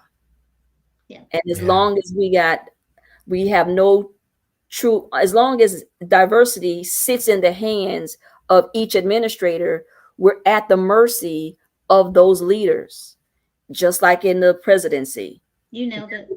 Nothing in the law that says that the president must have a diverse cabinet with, you know, so many ratio of women and men, and you understand what I'm saying, Native people and who, you know, disabled people, trans people. There's nothing in the law that says that. It's all in the hands of the leadership. Yeah. And so that's why we continue to see these ebbs and flows and up and down, because we haven't mandated it yet. You know, we talk about the kids in public schools, and like who asked the question? Gregory asked the question. Yeah, it's sad that the law is there for the children, but you know, nothing about who's teaching them. So and the minute you try to do that, though, here comes your backlash. Oh, we're gonna quotas now? Is that what we're gonna do? Like, but you look at a country that look at Congress, look at the Florida legislature. We're not represented there either, as queer people, as people of color. We don't. There's no representation in our government. Because there's still so many pockets of, you know, very conservative, white, straight people across the country. You hear what I'm saying? Yeah. When you look at where are the concentrations of diversity? Well, you know, you still have like the Senate. You know what we get, like 2 senators a state, right? Why do we have an overwhelming amount of very conservative Republican senators? Because there's so many states that just don't have people that look like us. Right. Yeah. That's why. So and then, let me and you. Okay, go ahead. and then we try to, you know, then we successfully limit voting rights. Make it harder for you to vote. Is a thing that we do in this country. Always in reaction whenever certain people win. Yeah. You know what they do, right? They study. You know, many Republican legislators, you got to give it to them. You know, they sharp now. They'll go and study how they lost, and then they'll go make laws so that doesn't happen again. Yep. So when Obama won, in large part due to what? Early voting. College students, older folk, what they do, they go limiting early voting days, making it harder for college students to vote away from their home states, right? And now, you know, the governor of Georgia sitting there just as proud as he pleased with his coat of white supremacy wrapped all around him, sitting on television, signing into law that actually said you can't give people water, standing in line to vote. This is where we are, America. Yeah. We don't want to give people water and something to eat so that they can endure the long lines that the governor and his administration created in the first place. Those same long lines that they created, you know, in previous elections, now they're making it harder for people to endure those lines. You don't supposed to make it harder. You're supposed to make it easier. So, yeah. So when we circle back around, Sarah, to Juneteenth, and it being made a holiday is hollow. Ooh. It's a low effort, empty. Yeah. It's hollow. Yeah. That was my immediate feeling. It's hollow. Here's a hot take from YouTube. YouTube always has the best comments. Freddie says CRT is fantasy for people who want division and want to feel oppressed. So who's out here running around wanting to feel oppressed? Nobody wants to feel oppressed. First of all, division. You know, I wish I could find this quote that Dr. King spoke, but he was talking to moderate white people, and he was talking about the uneasy peace that a lot of moderate whites want to maintain. You know, peace isn't really peace if everybody in the conversation doesn't have resolution. So when people talk about the country being divided, we were already divided. You know, you don't, and please keep your comments about, you know, the Oprahs and the Tyler Perrys, because those are little drops in the bucket. You know, those are outliers. Yes, we've had a few people that have been able to go to Congress, but if Senator Warnock is the first Black senator elected from the state of Georgia in 2021, yeah, we haven't really come a long way, because we still talk about first here. So nobody wants to walk around feeling oppressed. Right. But if you cut me and you shoot me and you beat me and you never apologize or make those things better, and then you turn around and you blame me for my own wounds, that's like blaming, you know, a victim who was shot in the back of the head for killing them. You know, I saw the story. I know it's a graphic example, but you know, there's some cases of people being accused of suicide when the wounds clearly show that somebody else did it, right? So you can't blame me for my own wounds and then tell me that you're not going to even try to bring me some balm or gauze or something to help me bandage up and patch myself up. That doesn't make any sense. And we've never had a reconciliation in this country. Are you familiar with what happened in South Africa after President Mandela was elected? The apartheid and everyone, after apartheid and everyone coming, and there was actually a commission that was put together, and it was the word reconciliation was in the name of the commission, and the purpose of this commission was to allow Black South Africans to tell their truths and their stories. It was meant as a way for the public to understand what they had suffered under the oppressive regime of apartheid. And these folks got to share their experiences. You know, we've never had that in this country. We've never had real, honest, government-led conversations where people just got to tell their truths and share, without interruption and without, in your face backlash, why the recognition of their pain matters, so I don't know. Shawanda, we're at an hour 30. Are you good to go for a little bit longer? Absolutely. Are you okay? Okay. I'm good. Claire, I just want to say, Claire says, Sarah, don't feed the troll. But look, this is why, right? So Freddie's comment is a common one. And I want to maybe just read some quotes from our esteemed governor, Ron DeSantis, who went on Fox News to say, quote, "If you look at how some of this stuff manifests itself in classrooms that we have seen examples of, it's not a conspiracy theory. Dividing kids on race, attacking law enforcement, and saying law enforcement attacks people on race. Those things are poison, and that's not what we should be doing." Ron DeSantis tweeted late at night, less than 10 words last summer, to give condolences at the passing of John Lewis. When Rush Limbaugh died, he damn near wrote the whole eulogy. Yeah. Okay. So what does that show me? It shows me that for all of his shortcomings or whatever, Andrew Gillum told us the truth. Ron DeSantis is a racist. And there it is, cut dry and simple. And so Ron DeSantis is a gaslighter.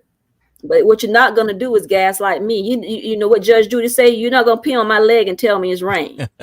Okay? That's not what you're going to do.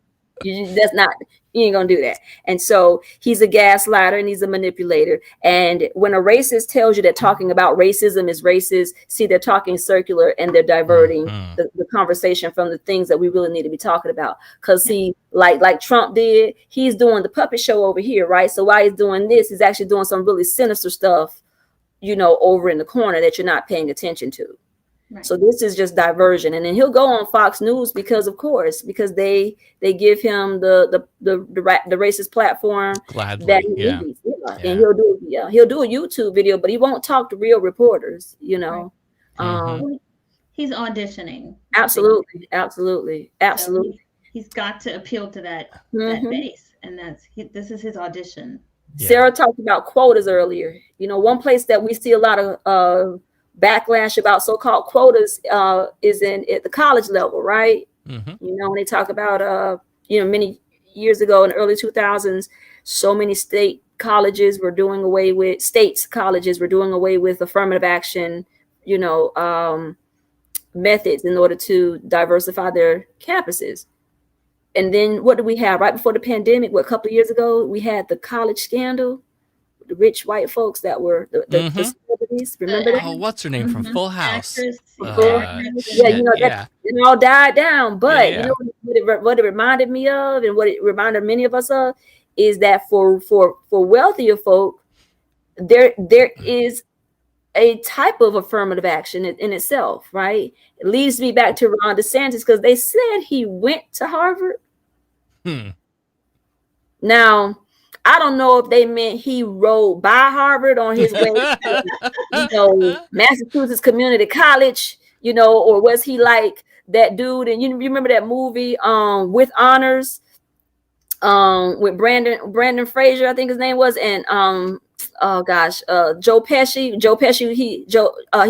He stayed in the boiler room of the library at Harvard. You remember that back in '94? That came out. It's called With Honors. You know. Anyway, I don't know if Ron DeSantis was in the boiler room, you know, or if he was like, you know, maybe working on staff. But other than, you know, that type of white privilege where you know, they paid somebody to get him in, or somebody knew something. That's the only way that I could see him going to Harvard, because he is as dumb as two rocks rubbing together. I don't even think the boy knows how to spell his name, but that's beside the point. He has just shown such a lack of thought and curiosity and a lack of knowledge on so many things. But what he is able to do is flex his ability to you know, utilize his position and his love for Trump to you know, put money in his coffers. And so a lot of the folks that are following him are, you know, they have the money, and they are voting their racism. Sarah talked about voting against your interests. I beg to differ, love. I think that when many people go to the voting booth and they're voting in the way for him, they are voting their interests. Yeah. Their interest is racism. It is white supremacy. They're voting against their economic and their educational interests, but they are voting in their interest. And because, you know, that's why we see more Trump flags in front of trailer parks. Lord forgive me, I don't mean to disparage anybody that lives in the trailer park, you know, but it's just too many Trump flags in front of the broken down trailers than it is in front of the mansions. I'm just saying, you know, because folks are, This is true. I got this visual, Sarah. Check it out. Okay. I got a part-time job at a local drugstore, right? Okay. Right. Lady comes in the other, you know, last week, and bless her heart, she looks like a lot of the folks that come in. I didn't know if she was, you know, just homeless, or she was just tired. Maybe she had worked all day or whatever. But she seemed a little sweet thing, but she seemed a little mentally, you know, not quite there.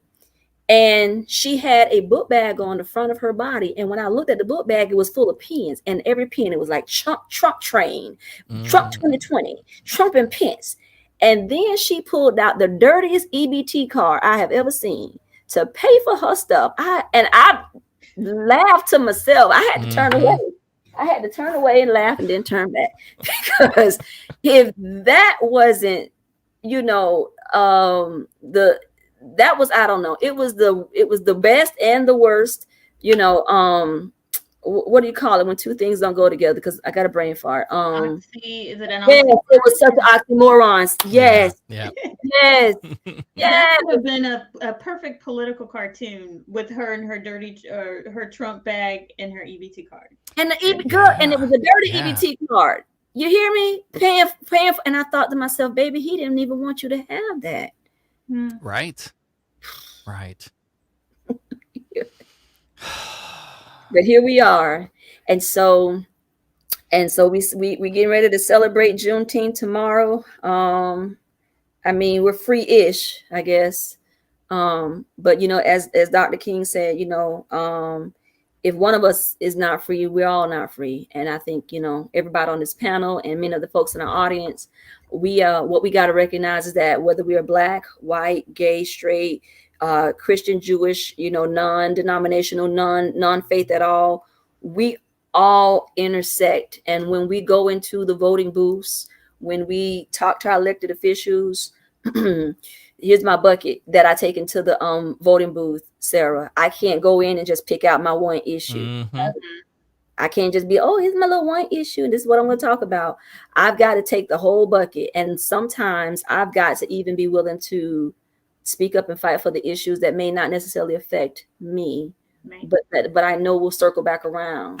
And what rich white men have been able to do since this country started is convince poor white men that they have something in common, when in actuality, poor white men and poor Black men have actually been in more sync than the other way around. Does that make sense? Yeah. Yes.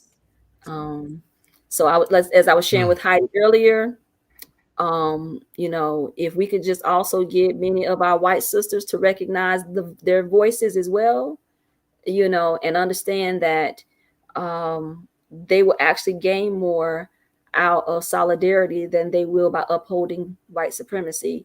We'll all get there a lot faster. That place where we're trying to get to, you know. Yeah. So anyway, y'all, I'm sorry. I'm over here, you know. No, this has I'm over here preaching on the atheist camp. I'm sorry. Great. No, this has been amazing. fantastic. Yeah. You're amazing, Shawanda. Oh my God. Come on, anytime you want. Seriously. Please. You know, I'll come back. Yes. I'll come back, Sarah. I'll come back. I appreciate you. Let me tell you, let me ask you something, because I were you involved in two situations, or was it just one? Was it, because I feel like I remember in the last year. I feel like there was one last year that I read about in Lake Wales. Yeah. Oh, that was me too. Recently. Yeah. What was the one recently? Okay. What commission was that? So just to catch everybody up, so the Lake Wales issue was a member of our community who is a Lake Wales resident asked if I would do an invocation at the Lake Wales City Commission meeting, and I requested it, and they granted me, and I went and did it. And at that commission meeting, two of the commissioners stood up and walked out on me. One of them, the Jewish person on the dais, left a Bible upon the dais in protest, and the two of them walked out. Now, then they spent the next weeks like refining and crafting this new proposal that would enshrine them the fuck's it called? A chaplain, a formal chaplain to the city commission, which is not a thing they're supposed to do either.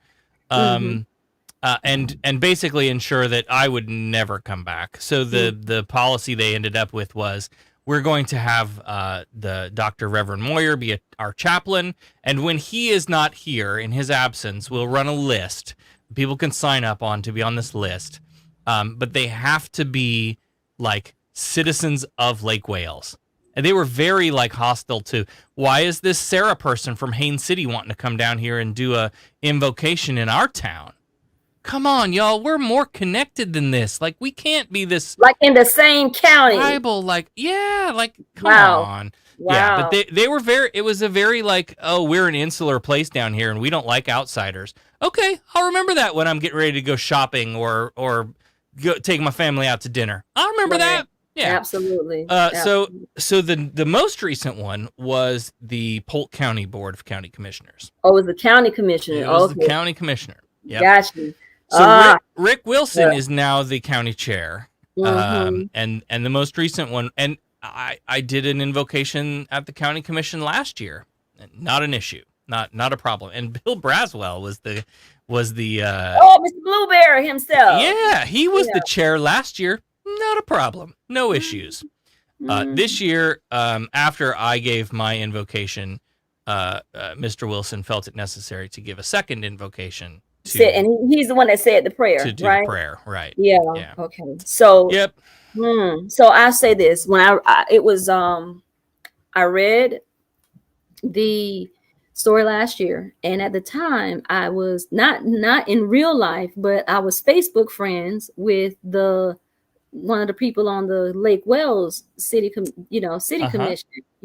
I don't forgot his name because that's how important he was to me. But anyway, but I saw I saw these veiled attempts to disparage your being there. Now, I have to say this. Let me, so that because I'll share with audience what I share with you. Yes, not only am I a woman of my faith, but I grew up in it and I believe in it. And I know that for me, God is centered in my life, but I also know that this faith that I have was in for many generations. It was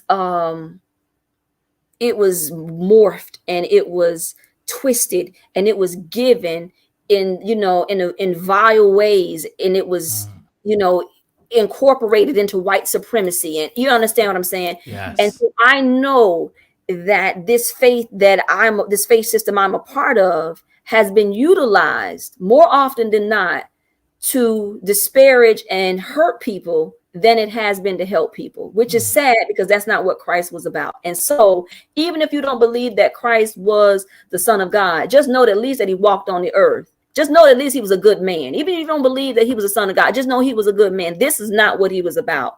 And people have taken that title and they have used Christianity in a way that has been the greatest weapon against people. And it's sad. And so as a Christian person, I'm reading this and I'm thinking, y'all some douchebags. This is not right. This is not right. Like, that's not right. Like, whatever the rules were, the rules are the way they are. And so if you aren't coming to be disrespectful, not in even in a faith way, just, wanting to break decorum, like if that was how you were coming, okay, but that's not how. And I only saw your name, so I just see Sarah, so I don't know who you are, whatever. But however this person came, she didn't come in there disrespectfully. So why am I seeing these disparaging remarks on Facebook? And it bothered me in my spirit. And not only did I speak out against it, but then I ended up unfriending that person. So then when I saw the story this year, my brain said, well, wait, is this the story from last year? What did you say? Because it was like deja vu. And when I read about how he said the prayer, and I could imagine white Christians in their white churches every Sunday, going into their churches and wrapping themselves up in their religion, and then stepping outside of their churches and just, speaking against and being, horrible towards everybody else, and so what he did was definitely, it was horribly disrespectful. And so as the centered person, faith-wise, I felt it my duty to speak up and say something. So even before I met you, I was advocating for you. I don't know you. And, we may not be able to agree on many things, but I tell you this, your humanity matters to me.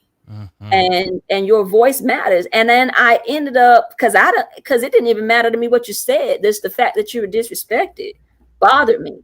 But then when I went back and I read what you said, I was like, what's wrong with that? How can you argue with that? What's wrong with that? Yeah. I don't get it. But it was, yes. But these, like you said, these insular communities, and we still have this going on, and when you see what Frostproof well, of course I didn't tell you because you don't know.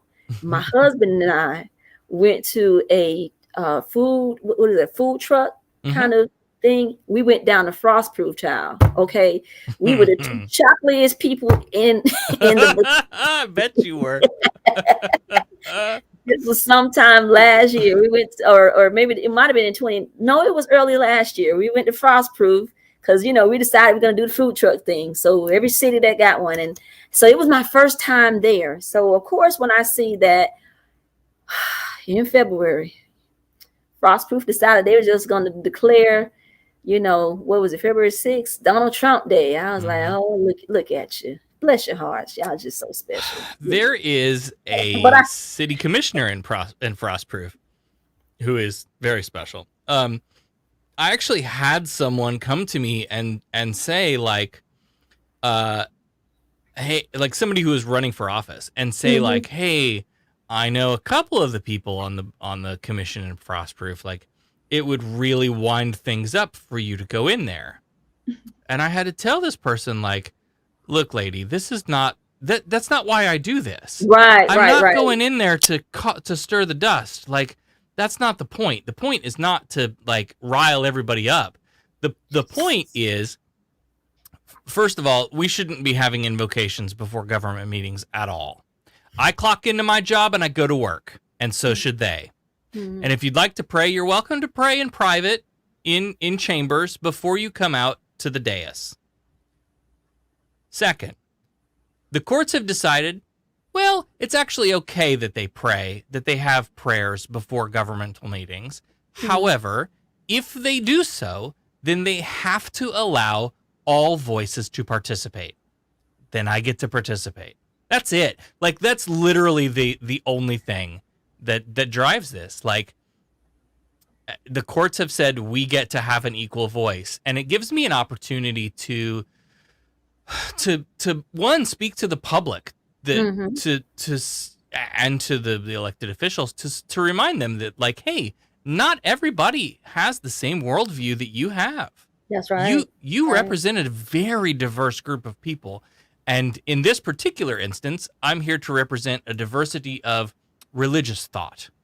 And that as an elected official, you have to represent all of us, and can, you know, you don't get to privilege your own viewpoint and all of those things. Like, that's really the thrust behind it. The point is not to go in and piss people off and get in the papers. Like, I don't want that attention.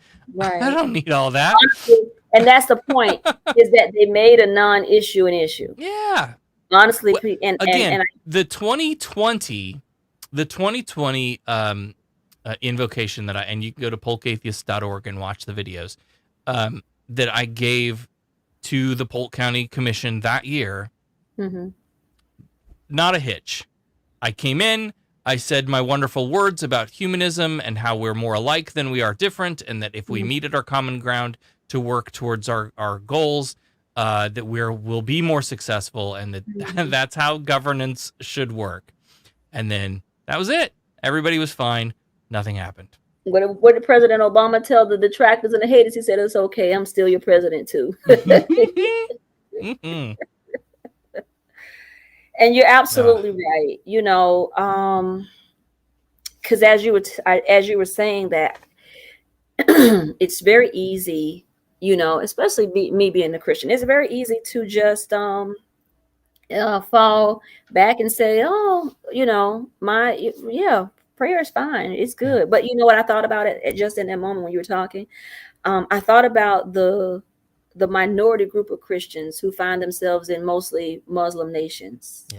Or places where maybe the majority of the people are Hindu or Buddhist or, you know what I mean, Taoist.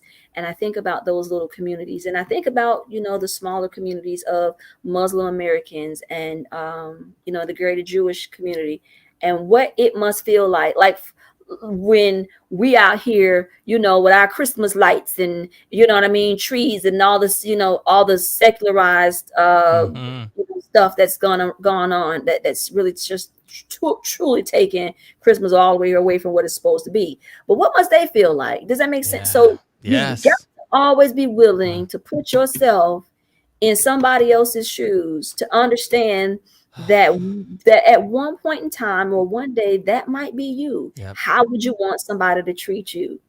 And what I realized too about the golden rule, you know, they got that from the Bible. It says treat people the way you want to be treated.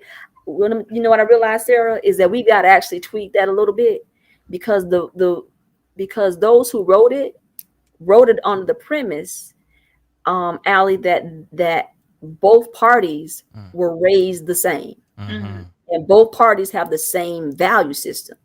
So what I realized is that you can't even just treat people the way they would want to be treated, because some people don't mind being treated like garbage, because they don't mind treating you like garbage. So what you got to do is you got to treat people the way they should be treated, or the, you know, in the sense of or they say treat people like how you want to be treated. Treat people, in accordance to how they need to be treated, or how they should be treated, and that means, okay, what is it that I need to do for you to make you feel welcomed, appreciated, loved, respected, understood in this moment? Let me do that. Yeah. And so for, on their behalf, I just have to apologize to you, because I need you to know that that not everyone is out here, in that says, that calls themselves Christian, feels that way. You understand what I'm saying? Yep. That there are many folk out here who truly understand. Like, I saw you in that moment the same way that I see, Black brothers and sisters, Asian brothers and sisters, those who are in other communities of color, in the disabled community. I saw all of us in that moment. Yeah. And that is what I think, that's really what incensed me, Well, let's take it back full circle to like sort of how I introduced this, bringing together a person of faith and people of not. Like it still just blows my freaking mind that minority communities haven't figured out that the thing that we have in common is that we are a minority community, and that we suffer similar, not the same, but similar oppressions in this society, right? And so it's the idea of, like, we talk about this every Pride Month too. Like, there is a segment of the LGBTQ community who, I got mine. Gays can get married. I don't need you anymore. We're done. Okay, but like, I'm a trans person and I'm still fighting for things. I need your help. Like, yeah. So the idea that like women and people of color and queer people and like all of these marginalized groups don't see the common thread between our experiences and work with each other to advocate for each other, to fight for each other, just pisses me off. So I'll add, let me share something with you that I have noticed, right? Because you're right, because I agree with you on all of that. If we would really understand if we could see the threads that run through all of us, we actually could band together and shake up a lot of things. Yes. Yeah. So one thing that keeps a lot of people of color, different color groups like Asian Americans and Black Americans, white supremacy is at the heart of it. Okay, so for instance, it's only been in the last maybe 5 years that I heard this term called model minority. Have you heard that term before? The model minority trope.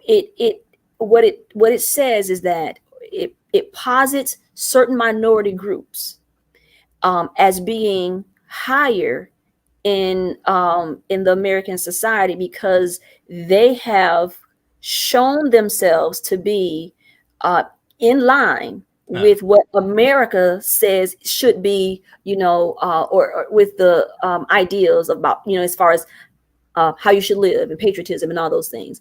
And so many folks have said that for many people in the Asian community, they have fallen in line with this model minority, label. And when I would imagine that for a lot of people, when they come to America, especially non-Black groups or people who are from non-Black communities, all is what they tell you.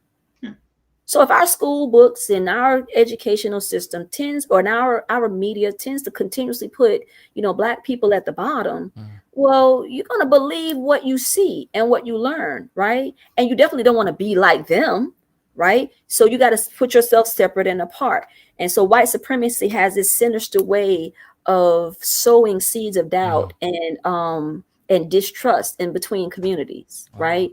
And so then you got that issue where communities of color aren't coming together, because I read something, it was an article, it was about how many like in like Mexican families, not all Mexican families, but they're in the article, it was talking about the idea that many Mexican parents And we know it happens in different communities of color. Let's just be real, that parents in different communities of color will encourage their kids to marry white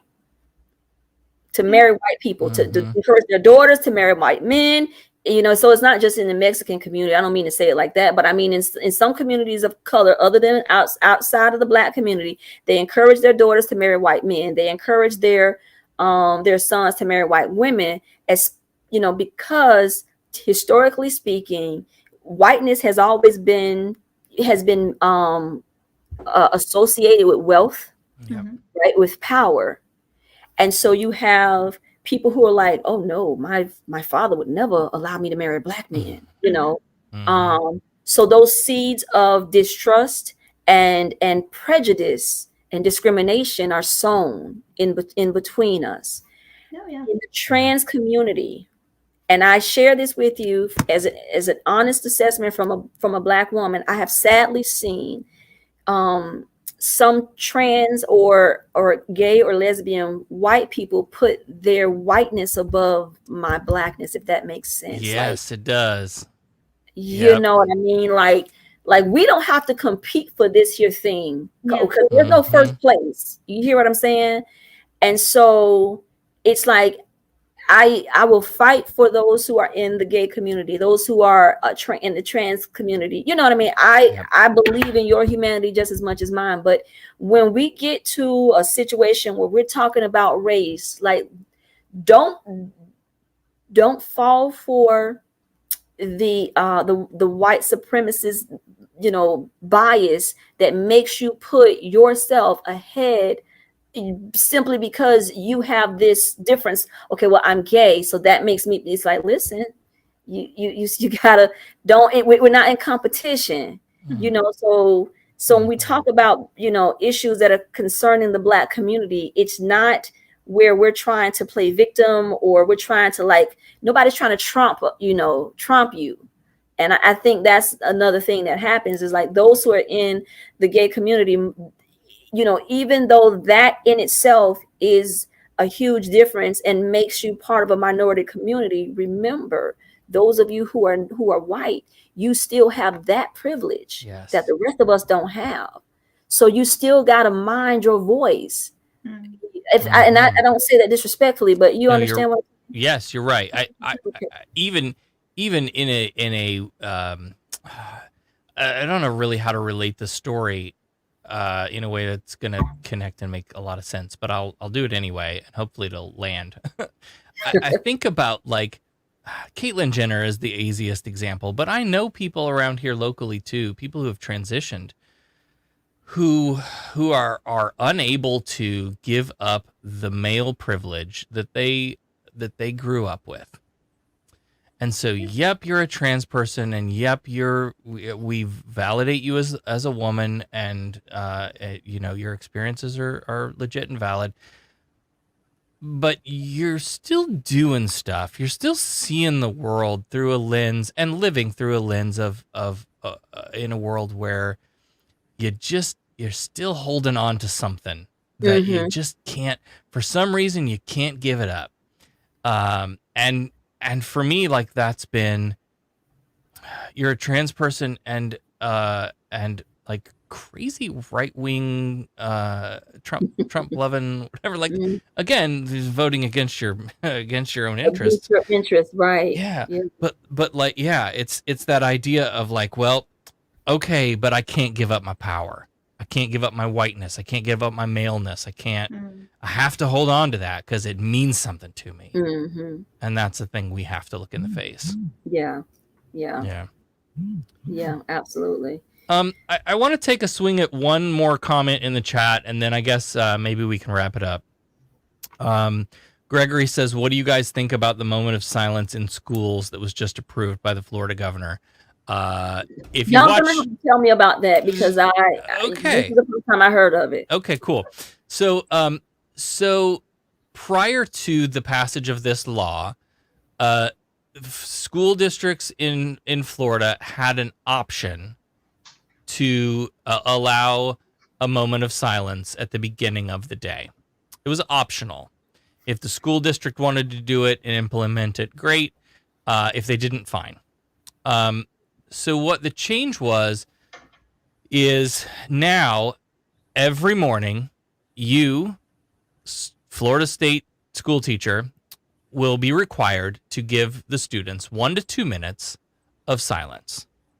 And they can use that however they like. You are not to influence them in how they're going to use it. You can suggest to them that they speak to their parents about how to use that time. But it is simply a moment of silence, and that I'm gonna have to look up the some of the stuff that's happened since it went into since it was signed into law. There's a law that says that we have to give the kids 1 to 2 minutes of moments of. First of all, they're gonna give it to me. Hell, they're gonna be talking. Be quiet. It's your moment of silence time. So we said, and I love being able to get like the classroom reaction to this, because we've been calling it since this whole thing came up. So Devin Graham, who is also one of the co-hosts on the show, is an assistant state director with American Atheists. She's the president and treasurer of the Tallahassee Humanists of Tallahassee. And so she's up in the Capitol, and she's the one that like gets to go and speak at all of the committee meetings and stuff on all these bills as they come up.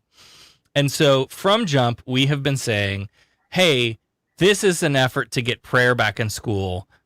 Plain and simple, full stop. All this is about getting prayer back in school. And that's why we largely have a problem with it. Representative Randy Fine, who is the rep that carried the bill, the sponsor, claimed in every meeting, this is not about religion.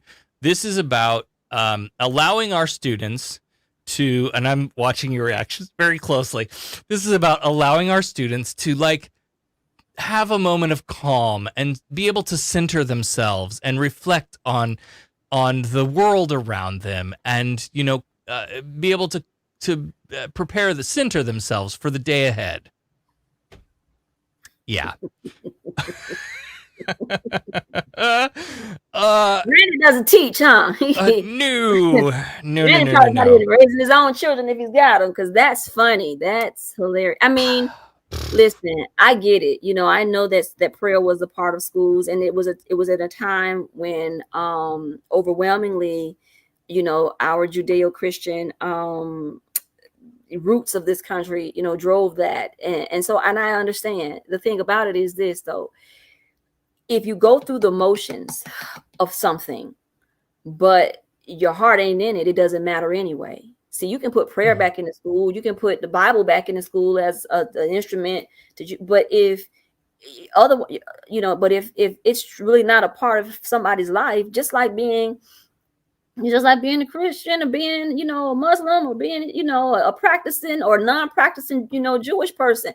If you're just kind of going through the motions, you're still going to hell anyway. So my thing is, yes, I believe that children should be allowed to bring their own Bibles to school, but I don't think that it should be mandated from the school or the state. Yeah, I think kids should be allowed to bring their Quran to school or their Jewish, but I don't think that it should be mandated, because, again, I might be in the center group and it might benefit me overall, and I have nothing to worry about.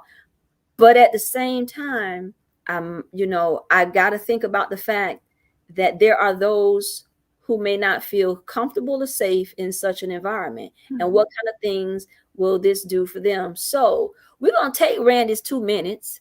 You know what? And we're going to get us a power nap. You hear me? Right. Lay your heads down. Randy Fine said it's fine. Randy said it's fine. Lay your head down. Let me put on this Mississippi Goddamn by Nina Simone for you. And we just A Strange Fruit by Billie Holiday. And then change is gonna come, or the times are changing, and then we get up, you just I mean, I'm joking, but when you said it earlier, with everything that we've got going on and all of the different issues Yeah. If this is what they're coming with. This is what we care about. Yeah. But brother, this brother that's in legislature, Andy, brother, I just need you to understand, Mr. Fine, if you're listening, just listen. This is not where you want to go. This is not what you want to do. But when you don't listen, Sarah, when you don't listen and when you don't talk to the people that are actually on the ground in the trenches, when you don't talk to the people that are actually in a field, this is what happens.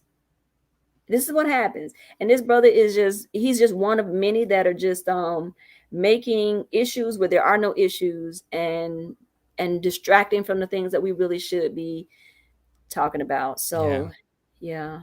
And it's one of those things too, like I'll say as a non-believer, and again, there's a conversation to be had about, like, I grew up in the Christian church. I was at one point saw myself on the track to the ministry, and then the things happened that I just I can't believe it anymore. But like they'll put up these straw people again about, like, oh, the atheists don't want you to do X. Again, listen, I understand that the Constitution allows you to bring your Bible to school. Look, I started a Bible club when I was in like 7th or 8th grade. I started a Bible study club that was completely student initiated. I knew what the rules were. And we met during lunch in a biology classroom and read our teen Bibles or whatever and studied. I understand that that's an okay thing, and I'm fine with that. But you got to let the Muslims do it too, and you can't force it on people. Right. Like this is super simple. My God. Okay, so it's funny. So I'm going to shout out my godmother if you don't mind. Her name is Patricia Davis Dunn. She just finished a stint as a chaplain up at the what's up north of Polk County. I'm so sorry, forgive me. Where the water comes from, Zephyr Hills. Right? Zephyr Hills. Right. My godmother was the assistant chaplain, and she told me, she said, first of all, the head chaplain was older white man, and definitely he was a Trump supporter, right? And she said that the chaplain is supposed to be a place for all the men to come and practice whatever their faith is. And before she got there, this chaplain, he would refuse to order, let's say, if, Muslim brother would come in and want some materials, ordered for him. This chaplain would refuse to do that. If someone else came in, or he would only invite, people from certain, churches, or he would only have certain type of music. She opened it all up, and even though she's a Christian chaplain, she made it a place that they felt welcome to come, and they loved her so much, y'all. When my godmother left, the men, she told me some of the men, they cried because she was like a breath of fresh air. She brought this intersection of, in there. She made the chaplain not only a place of diversity, race-wise, but also faith-wise. And so you see it in the prison systems too, is where I was going, brother, because that's another institution. You hear what I'm saying? And so in those spaces, you see where, okay, the state has mandated that there be a chaplain, but they got to be somebody that understands that not everybody is coming with the Christian background. Sometimes folks are coming with other backgrounds, and you got to make that space available and make it inviting, and also be respectful of different people. Like you said, you gotta, so in the school systems, you're right. You gotta allow the Muslim kids to make sure that they feel respected. You gotta make sure that the Jewish kids know that they have the same space and the same opportunity and equal time as well across all government systems, right? And I guess I bring up the prisons because in many ways, schools and prisons, they kind of run the same. Yeah. Well, I was just speed scrolling, trying to find this tweet from Rep Fine that I don't know, either he deleted or I can't find it. But after this thing was signed into law, after again, like repeatedly saying at committee meetings, this is not about prayer. This is not. In fact, we took specific religious language out of the statute. So this isn't about prayer. This isn't about religion. And then as soon as the law was signed, he starts tweeting out, this is such a great day for bringing God back into schools and prayer back into schools, and like the true colors shine through. And yeah, but he like, already showed you his on. hand when he was in the meetings, when he was declaring what it wasn't about. That was his hand. Letting you know what it was about. Exactly. Yep. And he is a Jewish man, and the people who I believe came to him with this. Now, again, this is one of those bills that's model legislation that's been filed in, half the states in the country, most of them in the South. Most of them in the South. Most of them in the South, and Republican-led legislatures. So there you go. But the thing that always jumps to my mind, and this is like, people need to have a better understanding of what the Satanic Temple is about, right? So the Satanic Temple is an atheist group that don't believe in Satan any more than they believe in Jesus or God, right? But they use the imagery, they use the story of the Satan in the Bible, of the what's the word? The other, the challenger, in a way that, that provokes some ire and gets people wound up. But that's the thing. Like, okay, so here's your law. The law says 1 to 2 minutes of uninterrupted moment of silence. Teachers can't tell the kids what to do with that time, and kids can't like disrupt each other's moment of silence, right? Time that they're spending on it. So all it's going to take is one kid to like unfurl a pentagram rug and pull out a Baphomet statue and light a fucking candle and start praying to the Dark Lord Satan, and everybody's panties will be in a twist, and suddenly we won't be able to have moments of silence anymore. There you go. Like, again, see, they came at this from a position of privilege, a position of power, but that's what I was saying earlier. Once the law is written, now it covers everybody. Yes. So you open up the door, well, they're gonna walk on in, and wow, yes.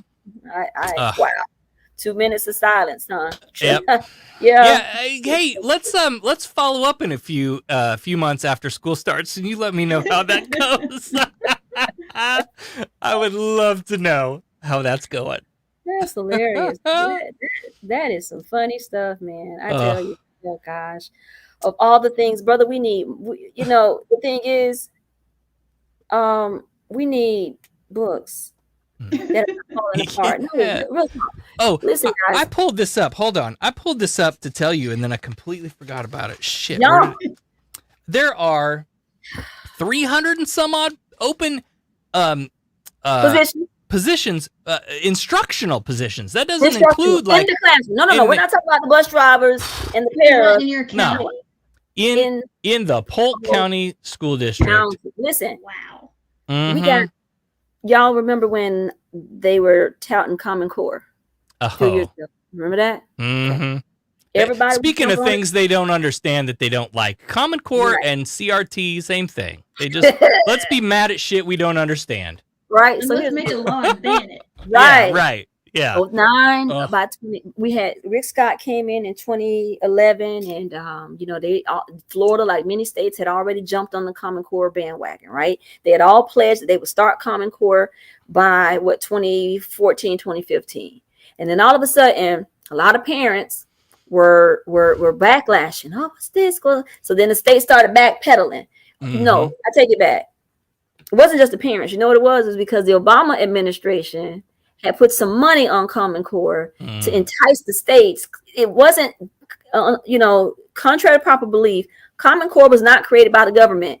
It was created by private, by scholars and educators and people who got together and were like, hey, let's create a Common Core a set of curriculum so that no matter where a kid lives in the country, they can learn the same thing. That makes sense, right? But when the Obama administration attached those race to the top grant, monies to it, then all of a sudden, oh no, that's so that Obama thing. Oh no, we can't do that. So then they start backpedaling. Florida backpedals, and Florida says we're going to get us a different set of standards. Well, y'all, this is what they did. Yeah. They took the name off. Whenever you look at a set of state standards for schools, they come with a code, right? So my standards start with LA, that's language arts, LAFS, that's Florida standards, LAFS .8, that's the grade level, and then it would be like a strand, and it because basically it's leveled out, right? So what they did was they took the Common Core codes, they switched them around a little bit, and then they called them Florida standards. We don't have Common Core anymore. See, we got the Florida standards. But the interesting thing is that when they sent us to the training for it, guess who was training us? A woman from Common Core. Oh, no shit.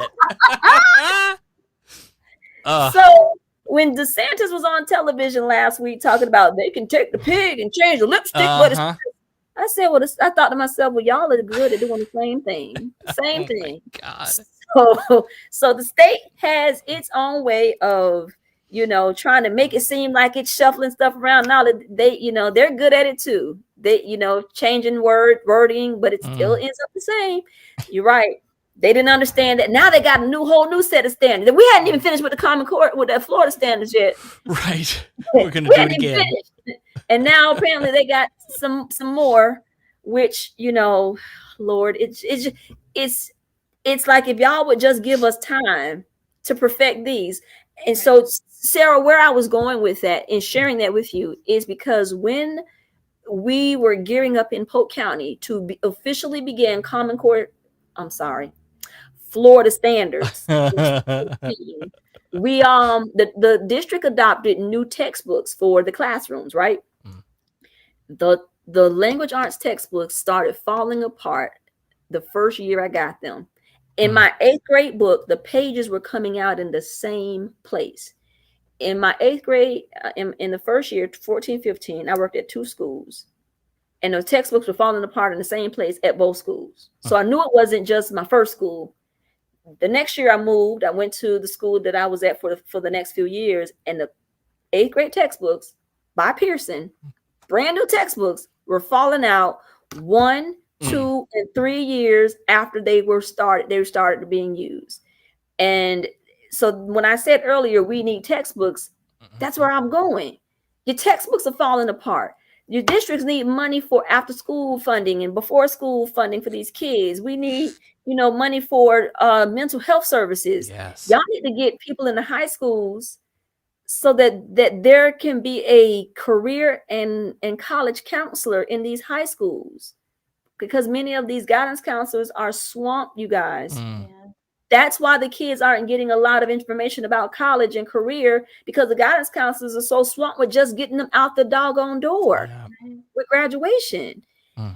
So if they could put money where it needs to be, and not talking about 2 minutes, because what's 2 minutes gonna do for you? You know what? This is what we're gonna do, Sarah. We're gonna use those 2 minutes to pray that DeSantis gives you some more money. Get like a really bad case of diarrhea and maybe a UTI and just not come back. Maybe that's what we need to pray for. Oh man.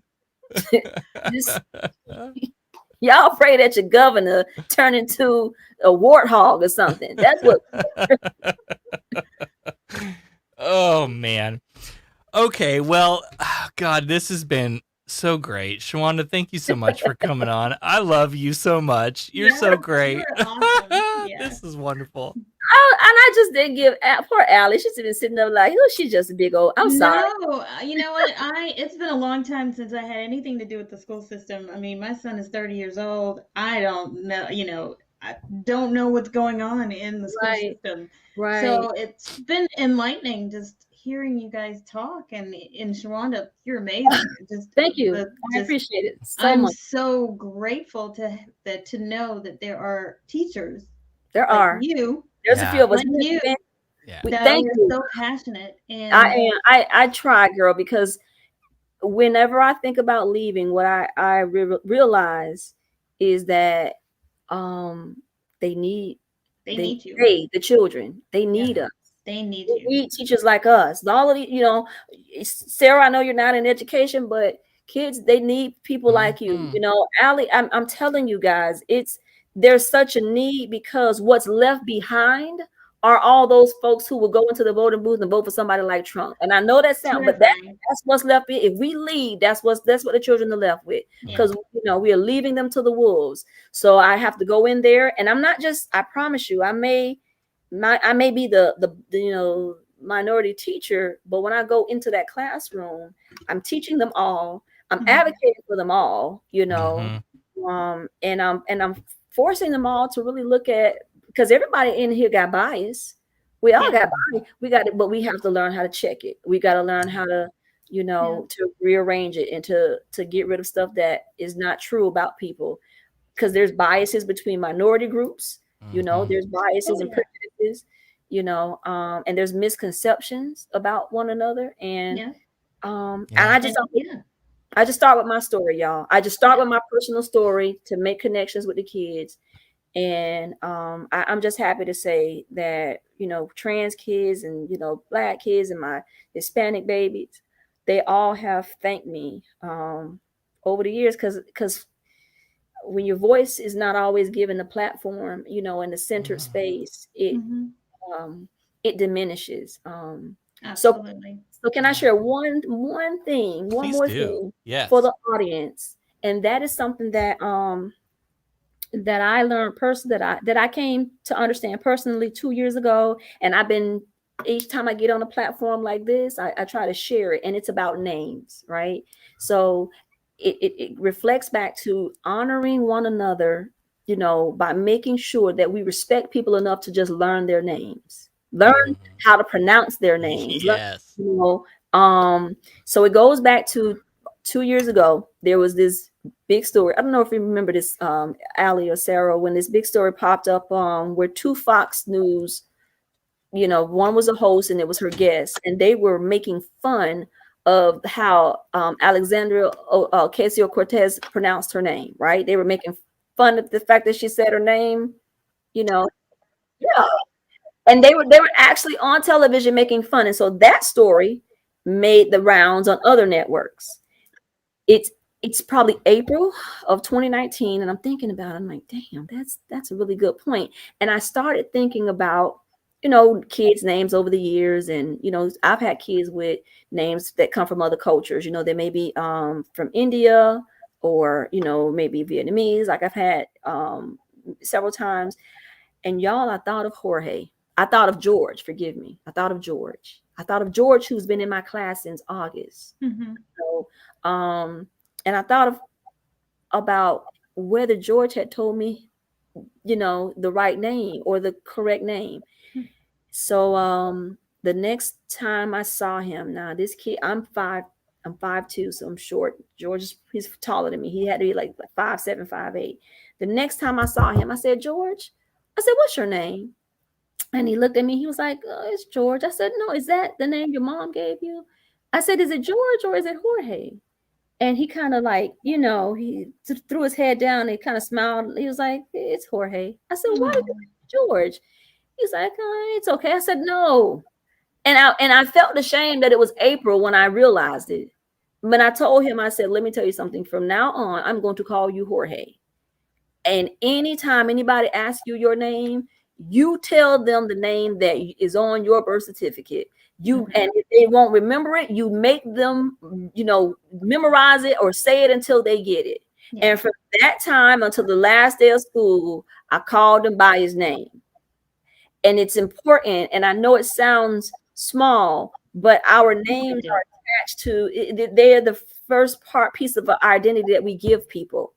And too many adults in this society are telling people a nickname. They're telling people an anglicized name. They're telling people like me, they tell people their middle name. My middle name is Patrice. They tell people their middle name just so they don't have to go through the, frustration of having their names butchered or messed up.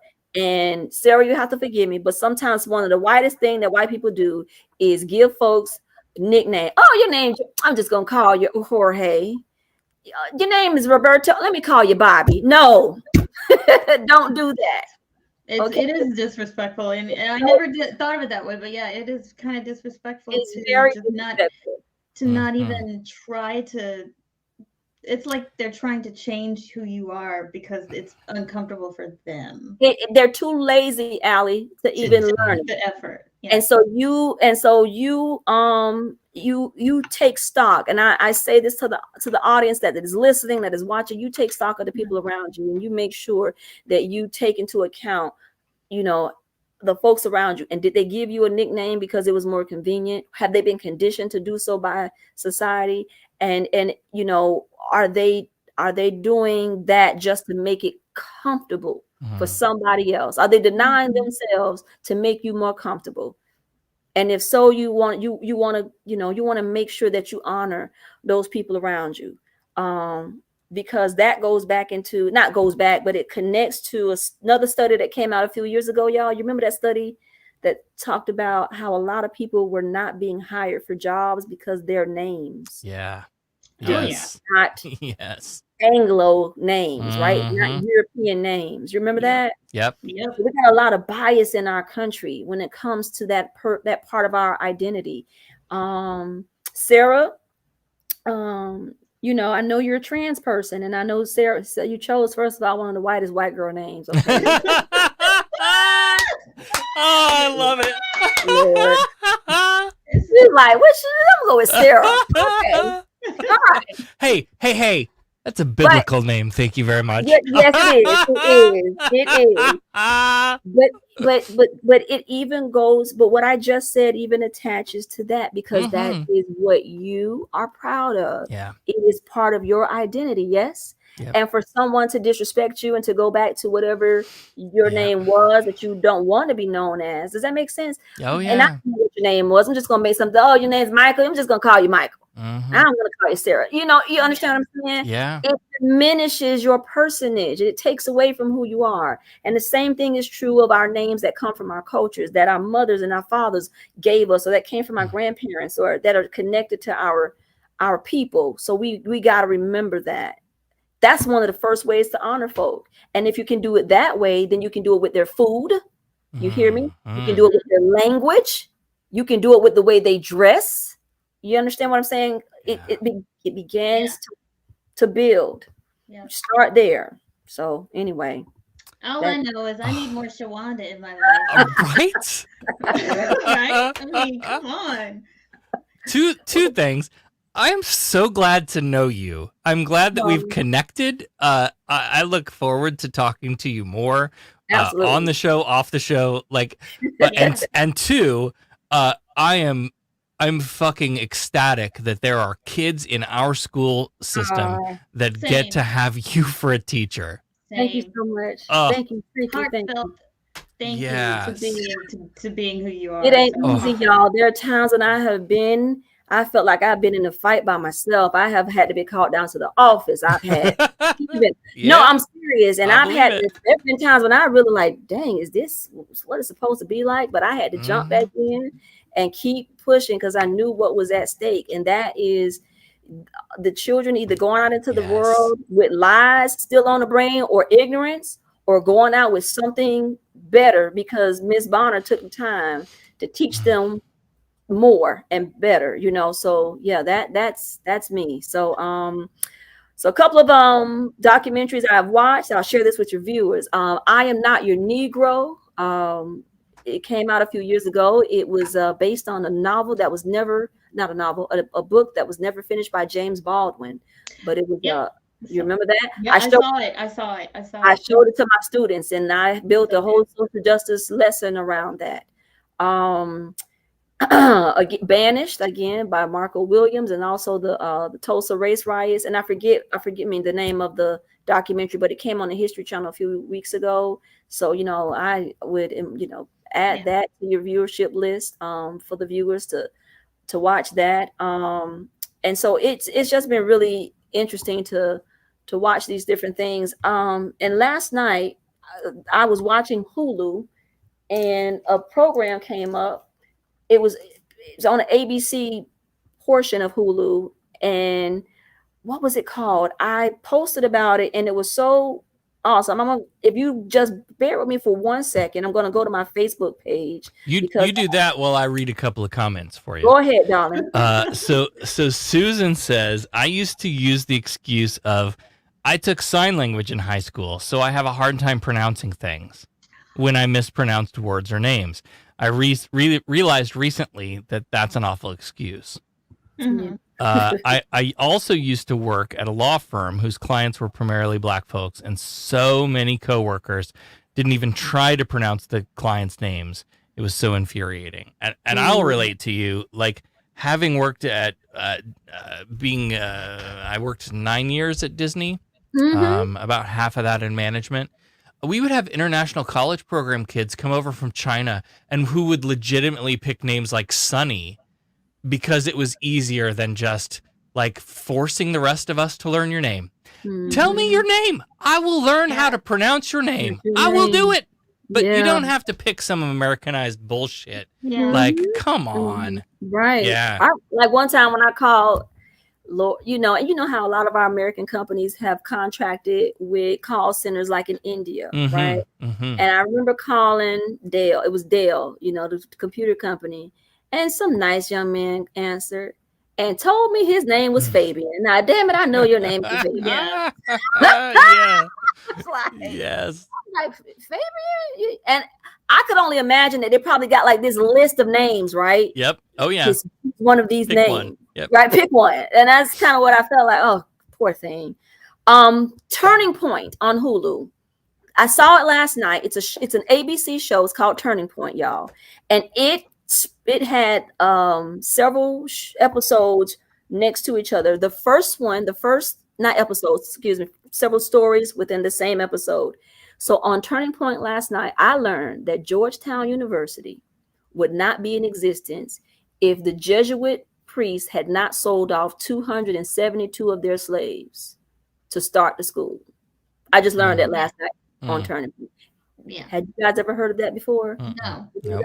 I did not know that.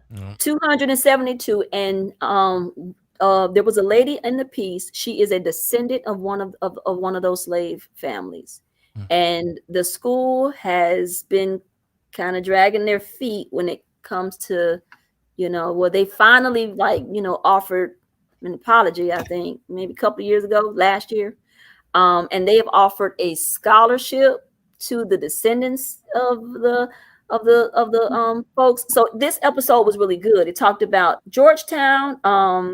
They talked about Native American tribes and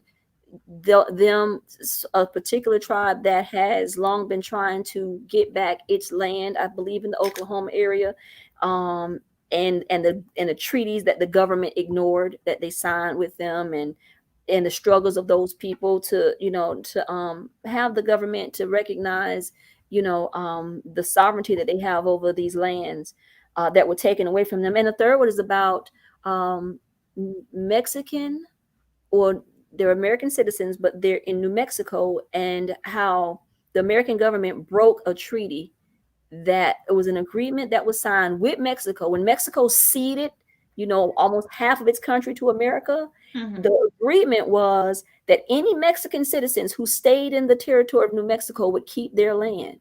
And that equaled about like 35,000 acres or something. And the government whittled down that land because little by little they pushed people out of ownership of their land, because in the American government's eyes, you don't own land unless you're white. Yeah. So they were deeming a lot of these people as non-white. And so there were these three stories that were on this Turning Point episode on Hulu, and it was fascinating. And these are the things that they don't want you to know. Absolutely. And so that was just in the face of everything in relation, Sarah, to critical race theory, and talking about the systemic racism and the systemic discrimination. these stories, they just resonated a lot with me. Yeah. And I was like, okay, this is definitely a piece that I would sneak into my classroom. We just gonna watch it. Yeah. I'm totally gonna watch it. Totally watch it. We would just watch it, because I'm gonna be honest with you. I would rather just do it and apologize later than ask permission. Better to ask for forgiveness than it is to ask for permission every time. For every parent, and sadly many of them have been, some of the white parents have complained, I promise you it's other parents.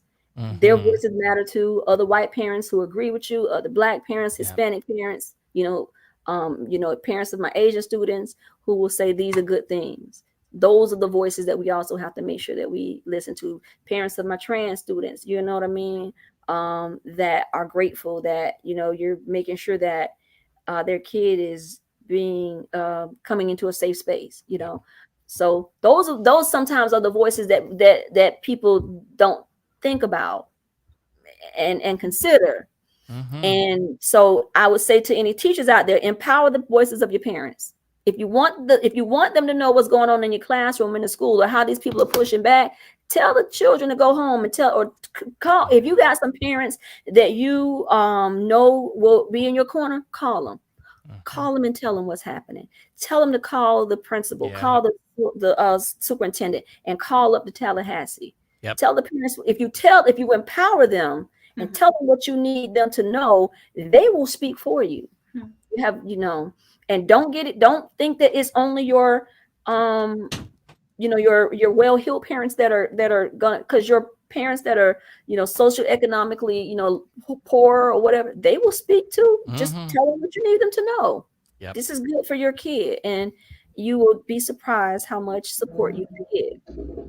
So build those relationships with students and families and organizations, like what you were saying, Sarah, when you said earlier, let us know what's going on. Building those coalitions, they matter, Absolutely. So anyway, thank you so much, honey. Thank you. Let's wrap this up. But again, you are welcome anytime. Come on back. This has been a wonderful. I hope people come away with a little edumacation. Hey, bunny. Yeah, it's my bunny. You see my bunny? Yeah. She's I hope people have a better understanding of what critical race theory is, right? That when you hear that phrase now, you don't have this like whatever knee-jerk reaction to it, like that you understand better now of what it really is about, what we're really trying to do here, what we're trying to teach our kids and make sure that they all understand, that will improve all of the outcomes that we all claim to want for our future generations. So what critical race theory is to me, it's taking the story of America from its generally centered position that it's always been in, told through white eyes, and this time and through those through that research that critical race theory is built on, is basically just telling the American story through the eyes of those marginalized people. It's just like if you go to many plantation homes that are now museums. My children and I went to Savannah in 2019, and we went to the Owens Thomas House, which is a house in Savannah that had slaves. Their slaves obviously were urban or domestic, in the house slaves, because it's a house in the middle of a neighborhood. That tour is done through the eyes of a slave. And what they have done is they have taken it and they have reversed it, because years upon years, when you went on tours like that, they gave you the tour through the eyes of the white families who stayed in those homes. So now you get to see that story centered from where it should be. And that's what America has been failing to do. And that is to center our laws and our stories and our history from the least amongst us. If you start with the least amongst us, then if you build laws and if you build policies on the least, you will automatically hit everybody. It doesn't trickle down, y'all. It doesn't. And so I say to people all the time that by talking about the shortcomings of America doesn't mean I hate my country. It's just like James Baldwin says, I love my country enough, and I'm paraphrasing him right here. I'm not directly quoting him, but I love her enough to recognize that she's not always good to me, that she hasn't always been, that there are some things that need to be fixed. And it's like your family, Sarah, my family, maybe Allie's family. We all got relatives that we love, and it's our family. And, most part, we love them, but we know that there are some things that are just not right. we know some things are not right. So what we're going to do? We're gonna go out here and we're gonna lie so hard at that. We're gonna lie. So I'm gonna go to the next house over and I'm gonna lie to my neighbors and tell them I got the greatest family in the world. I tell you, my family is awesome. They never do anything wrong. No, that's the lie. No, we have some folks that need some mental health counseling. We have some people that need to fix themselves and get themselves together. And so is America. And so for those people who say things like, well, if you don't like it, leave it. First of all, there's racism intertwined with that. Big time. And the funny thing about it is, if the idea is to leave a place that you hate, then why are you hating on the South Americans who are doing all they can to cross the border to get here? Because they actually took your advice. Yeah, right. They didn't like it, so they left. Yes.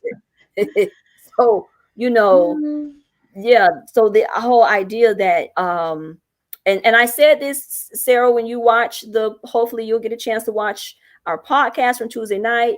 I shared that in my culture, I have seen, and we're not a monolith, so we're not all on the same page, but many Black people that I've known, that I know of, we have had to create a separate type of patriotism. Like, our patriotism is separate and apart from what majority white America says is patriotic. And so the white, not white, but the nationalistic fervor and the flag worshiping, and those things are not part of our love of country. And when I call myself an American, it is based on my own ideas and my own definition of what it means to be an American, not what white supremacy tells me. Right. And so I think for, in that regard, I too, as Langston Hughes said, I too sing America. I am American just as much as anybody else. And, she has not always been good to me, but it is because I love her that I need her to do better by me. Not pretend that I don't exist. You want my vote and my money, but you don't want to hear my voice. And what the old people say, my mouth goes where my money goes. So yes. you want my money, you're gonna have to get my mouth too. All right, well, that's a good place. Let's call it a night. We love you, and we'll have you back again sometime. This has been fantastic. Thank you so much. Oh, thank you so much. Have a good night, and we'll be in touch. I appreciate you so much, Sarah. Thank you, honey. Thank you, Allie. It was so nice to meet you. Yeah, Sarah, give her my number. Would you do that for me? Will do. Yep, I absolutely will. Okay, I appreciate it. And y'all have a good one. I think I got to go pick my kid up from work now. All right. There you go. All right. Have a good night. Bye, guys. Have a good night. I will get you out. She's trapped. Yeah, there we go. Oh, what an amazing, the best damn show we've ever had. Wow. How about that? Amazing. How about that? Holy shit. There were so many other things roads that I wanted to go down, topics that I wanted to get into. Part two. Yeah. Part two. God, that was so good. Yeah. I could listen to her talk right.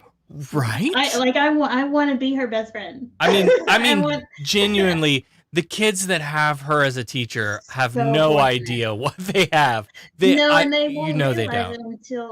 realize it until much later. Oh yeah, some of them probably know now, but I think like some of the most impactful teachers, you don't realize it until way later in life. Yeah, you're reflecting back and you think, wow, that yeah, that person really had an influence on me. Mm-hmm. Yeah. Yeah, she's one of those. I want to just maybe make brief mention of this, and it might be something that we come back to at a later date. The decision in Fulton versus City of Philadelphia, which is about the Catholic Catholic services. I heard something about that. Yeah.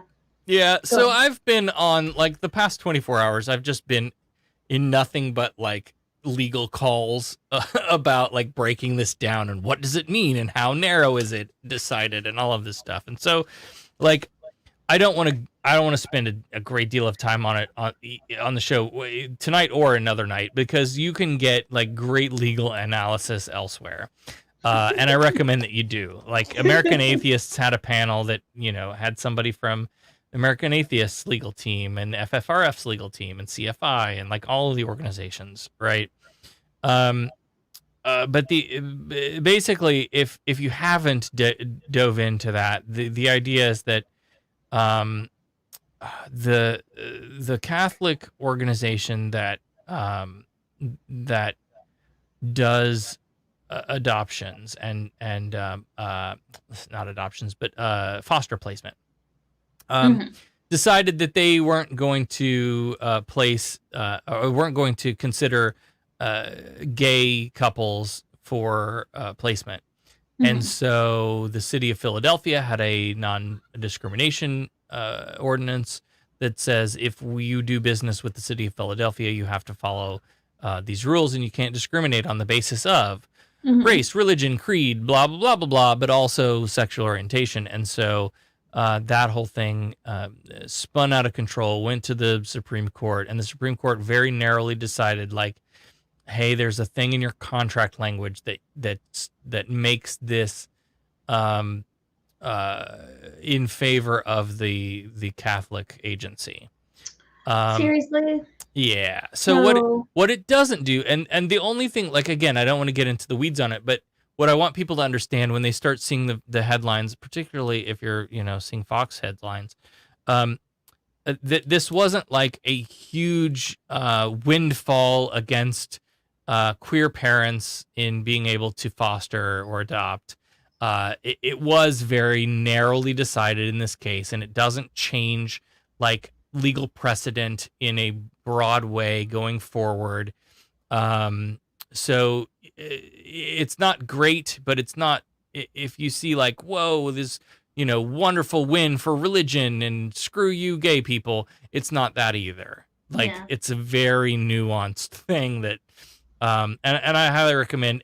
American Atheists hosted the panel, and their video will be available soon. It was a Zoom call and recorded, so they'll make that available for folks if they want to watch it. If you're a wonk and you want to get down into the weeds on like exactly what this ruling meant, and how we think it will impact us going forward, I would recommend checking that out. But that's it. That's the show for tonight. Let's do a quick, what have we got coming up? Allie, what do you have coming up? What do you got going on? I'm just trying to stay upright at this point. I will talk about FBB though. Yes. So we have a campaign going on, and it's called Summer Without Hunger. Had to check Summer Without Hunger, and it's really following along with our food insecurity program. We want to concentrate this program on kids because during the summer, they're out of school, so they don't necessarily have access to the school lunch. So we definitely are trying to raise money for that. And like for $2.50, you could buy a kid a meal.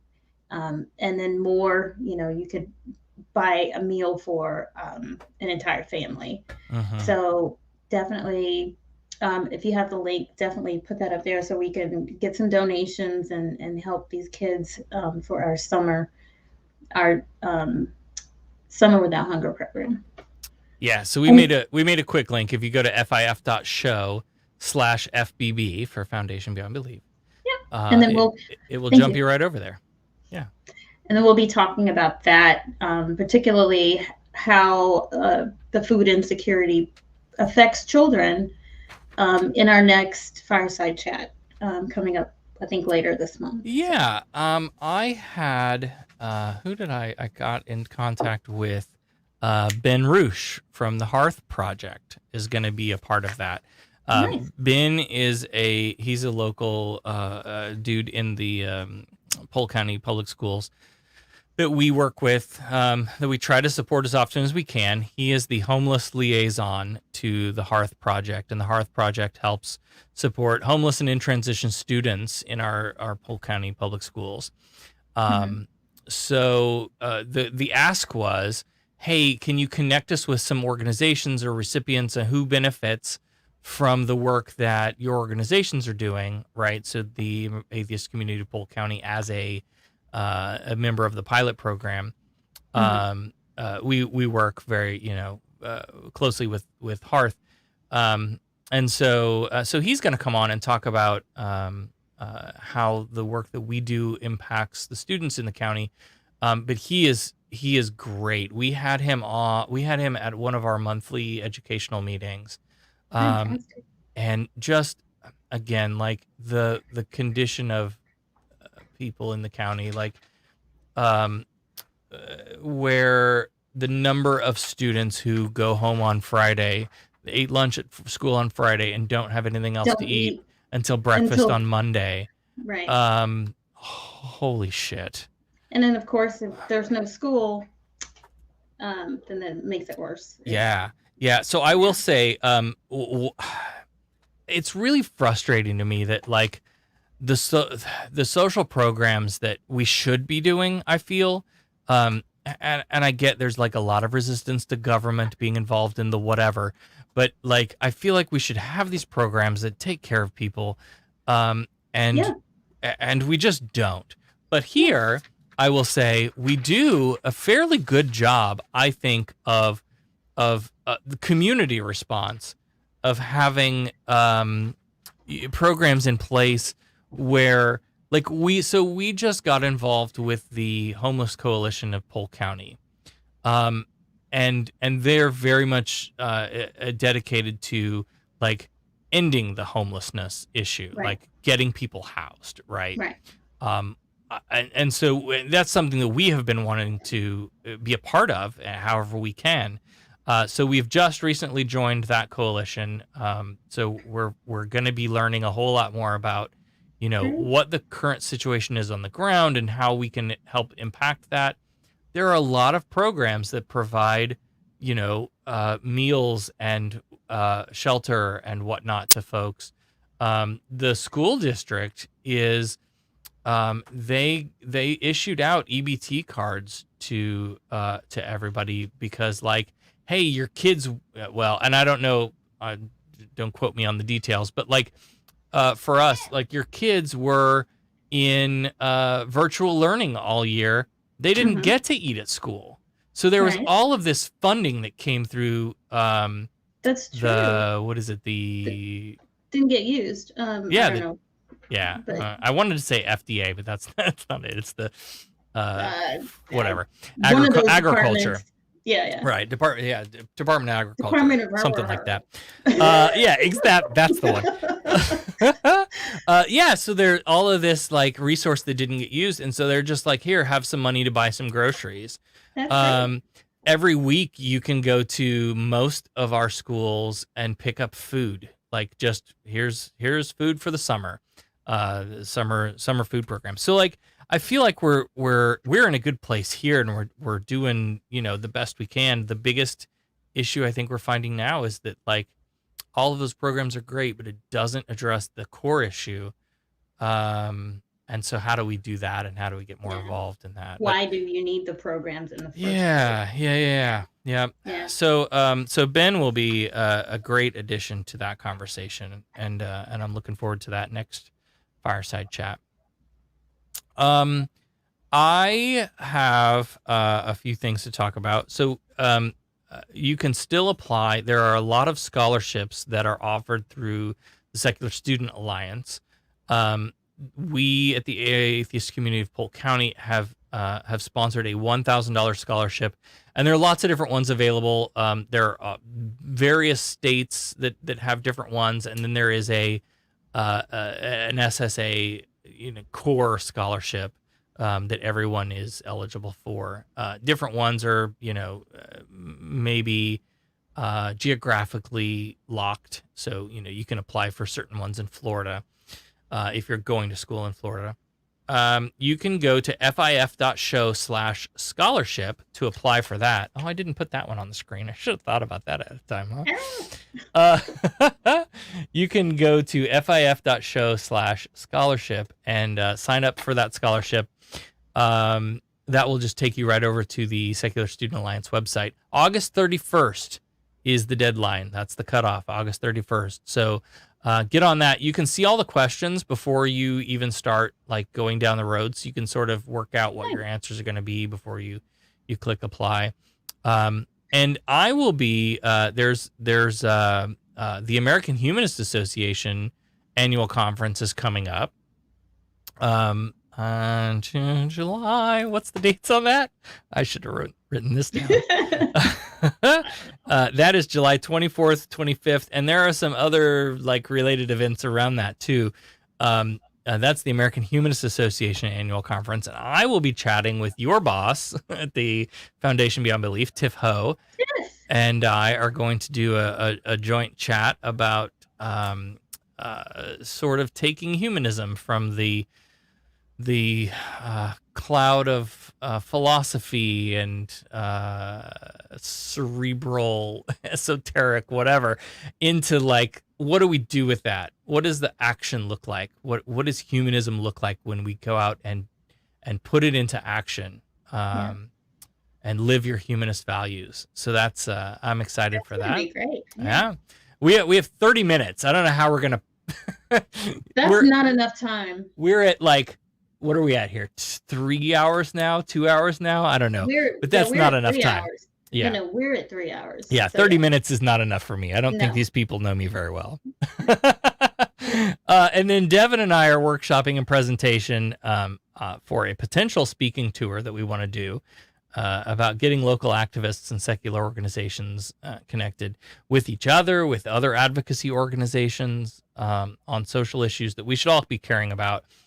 So if you're part of a local atheist, humanist, Freethought community in the state of Florida, and you want one or maybe both of us, depending on where you're at and the availability and all of that stuff, Devin and I would be happy to come speak to your group, either virtually or in person, as those things are opening up and that allows. Just shoot me a message at sarah@polkatheists.org if you're part of a local group and you'd like us to come speak at one of your events.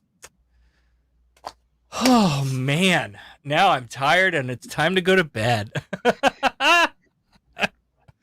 What a night. It's a good night. Really yes. Good conversation and so much. She's just a breath of fresh air. So. Yeah. Yep. And I will say, I put, when this idea came up to talk about this, right? They banned critical race theory, and I'm like, all right, well, we need to talk about this because we need to talk about this. As skeptics, we should care about this stuff. As humanists, we should care about this. I mean, come on. Everyone should care about this. As American history and the truth. Yes. If we ban teaching actual history and whitewash it, we are, the whole point of learning history is so that we don't repeat it. We learn from our mistakes. Yes. And I feel like other countries have done that really well. Why can't we? Germany and as Shawanda mentioned, South Africa. Yep. Why do we have so much trouble with facing our past? Yeah. It's a long, hard look in the mirror that white folk in this country need to do. And unfortunately, so many of us just scream, "Nuh-uh," and stick our fingers in our ears. And here we are. But anyway, I put the call out to in my teacher network, in my Polk Educator network and was like, who should we talk to? And they said resoundingly Shawanda, and they were right. Yes. What a great recommendation that was. Allie, thank you so much.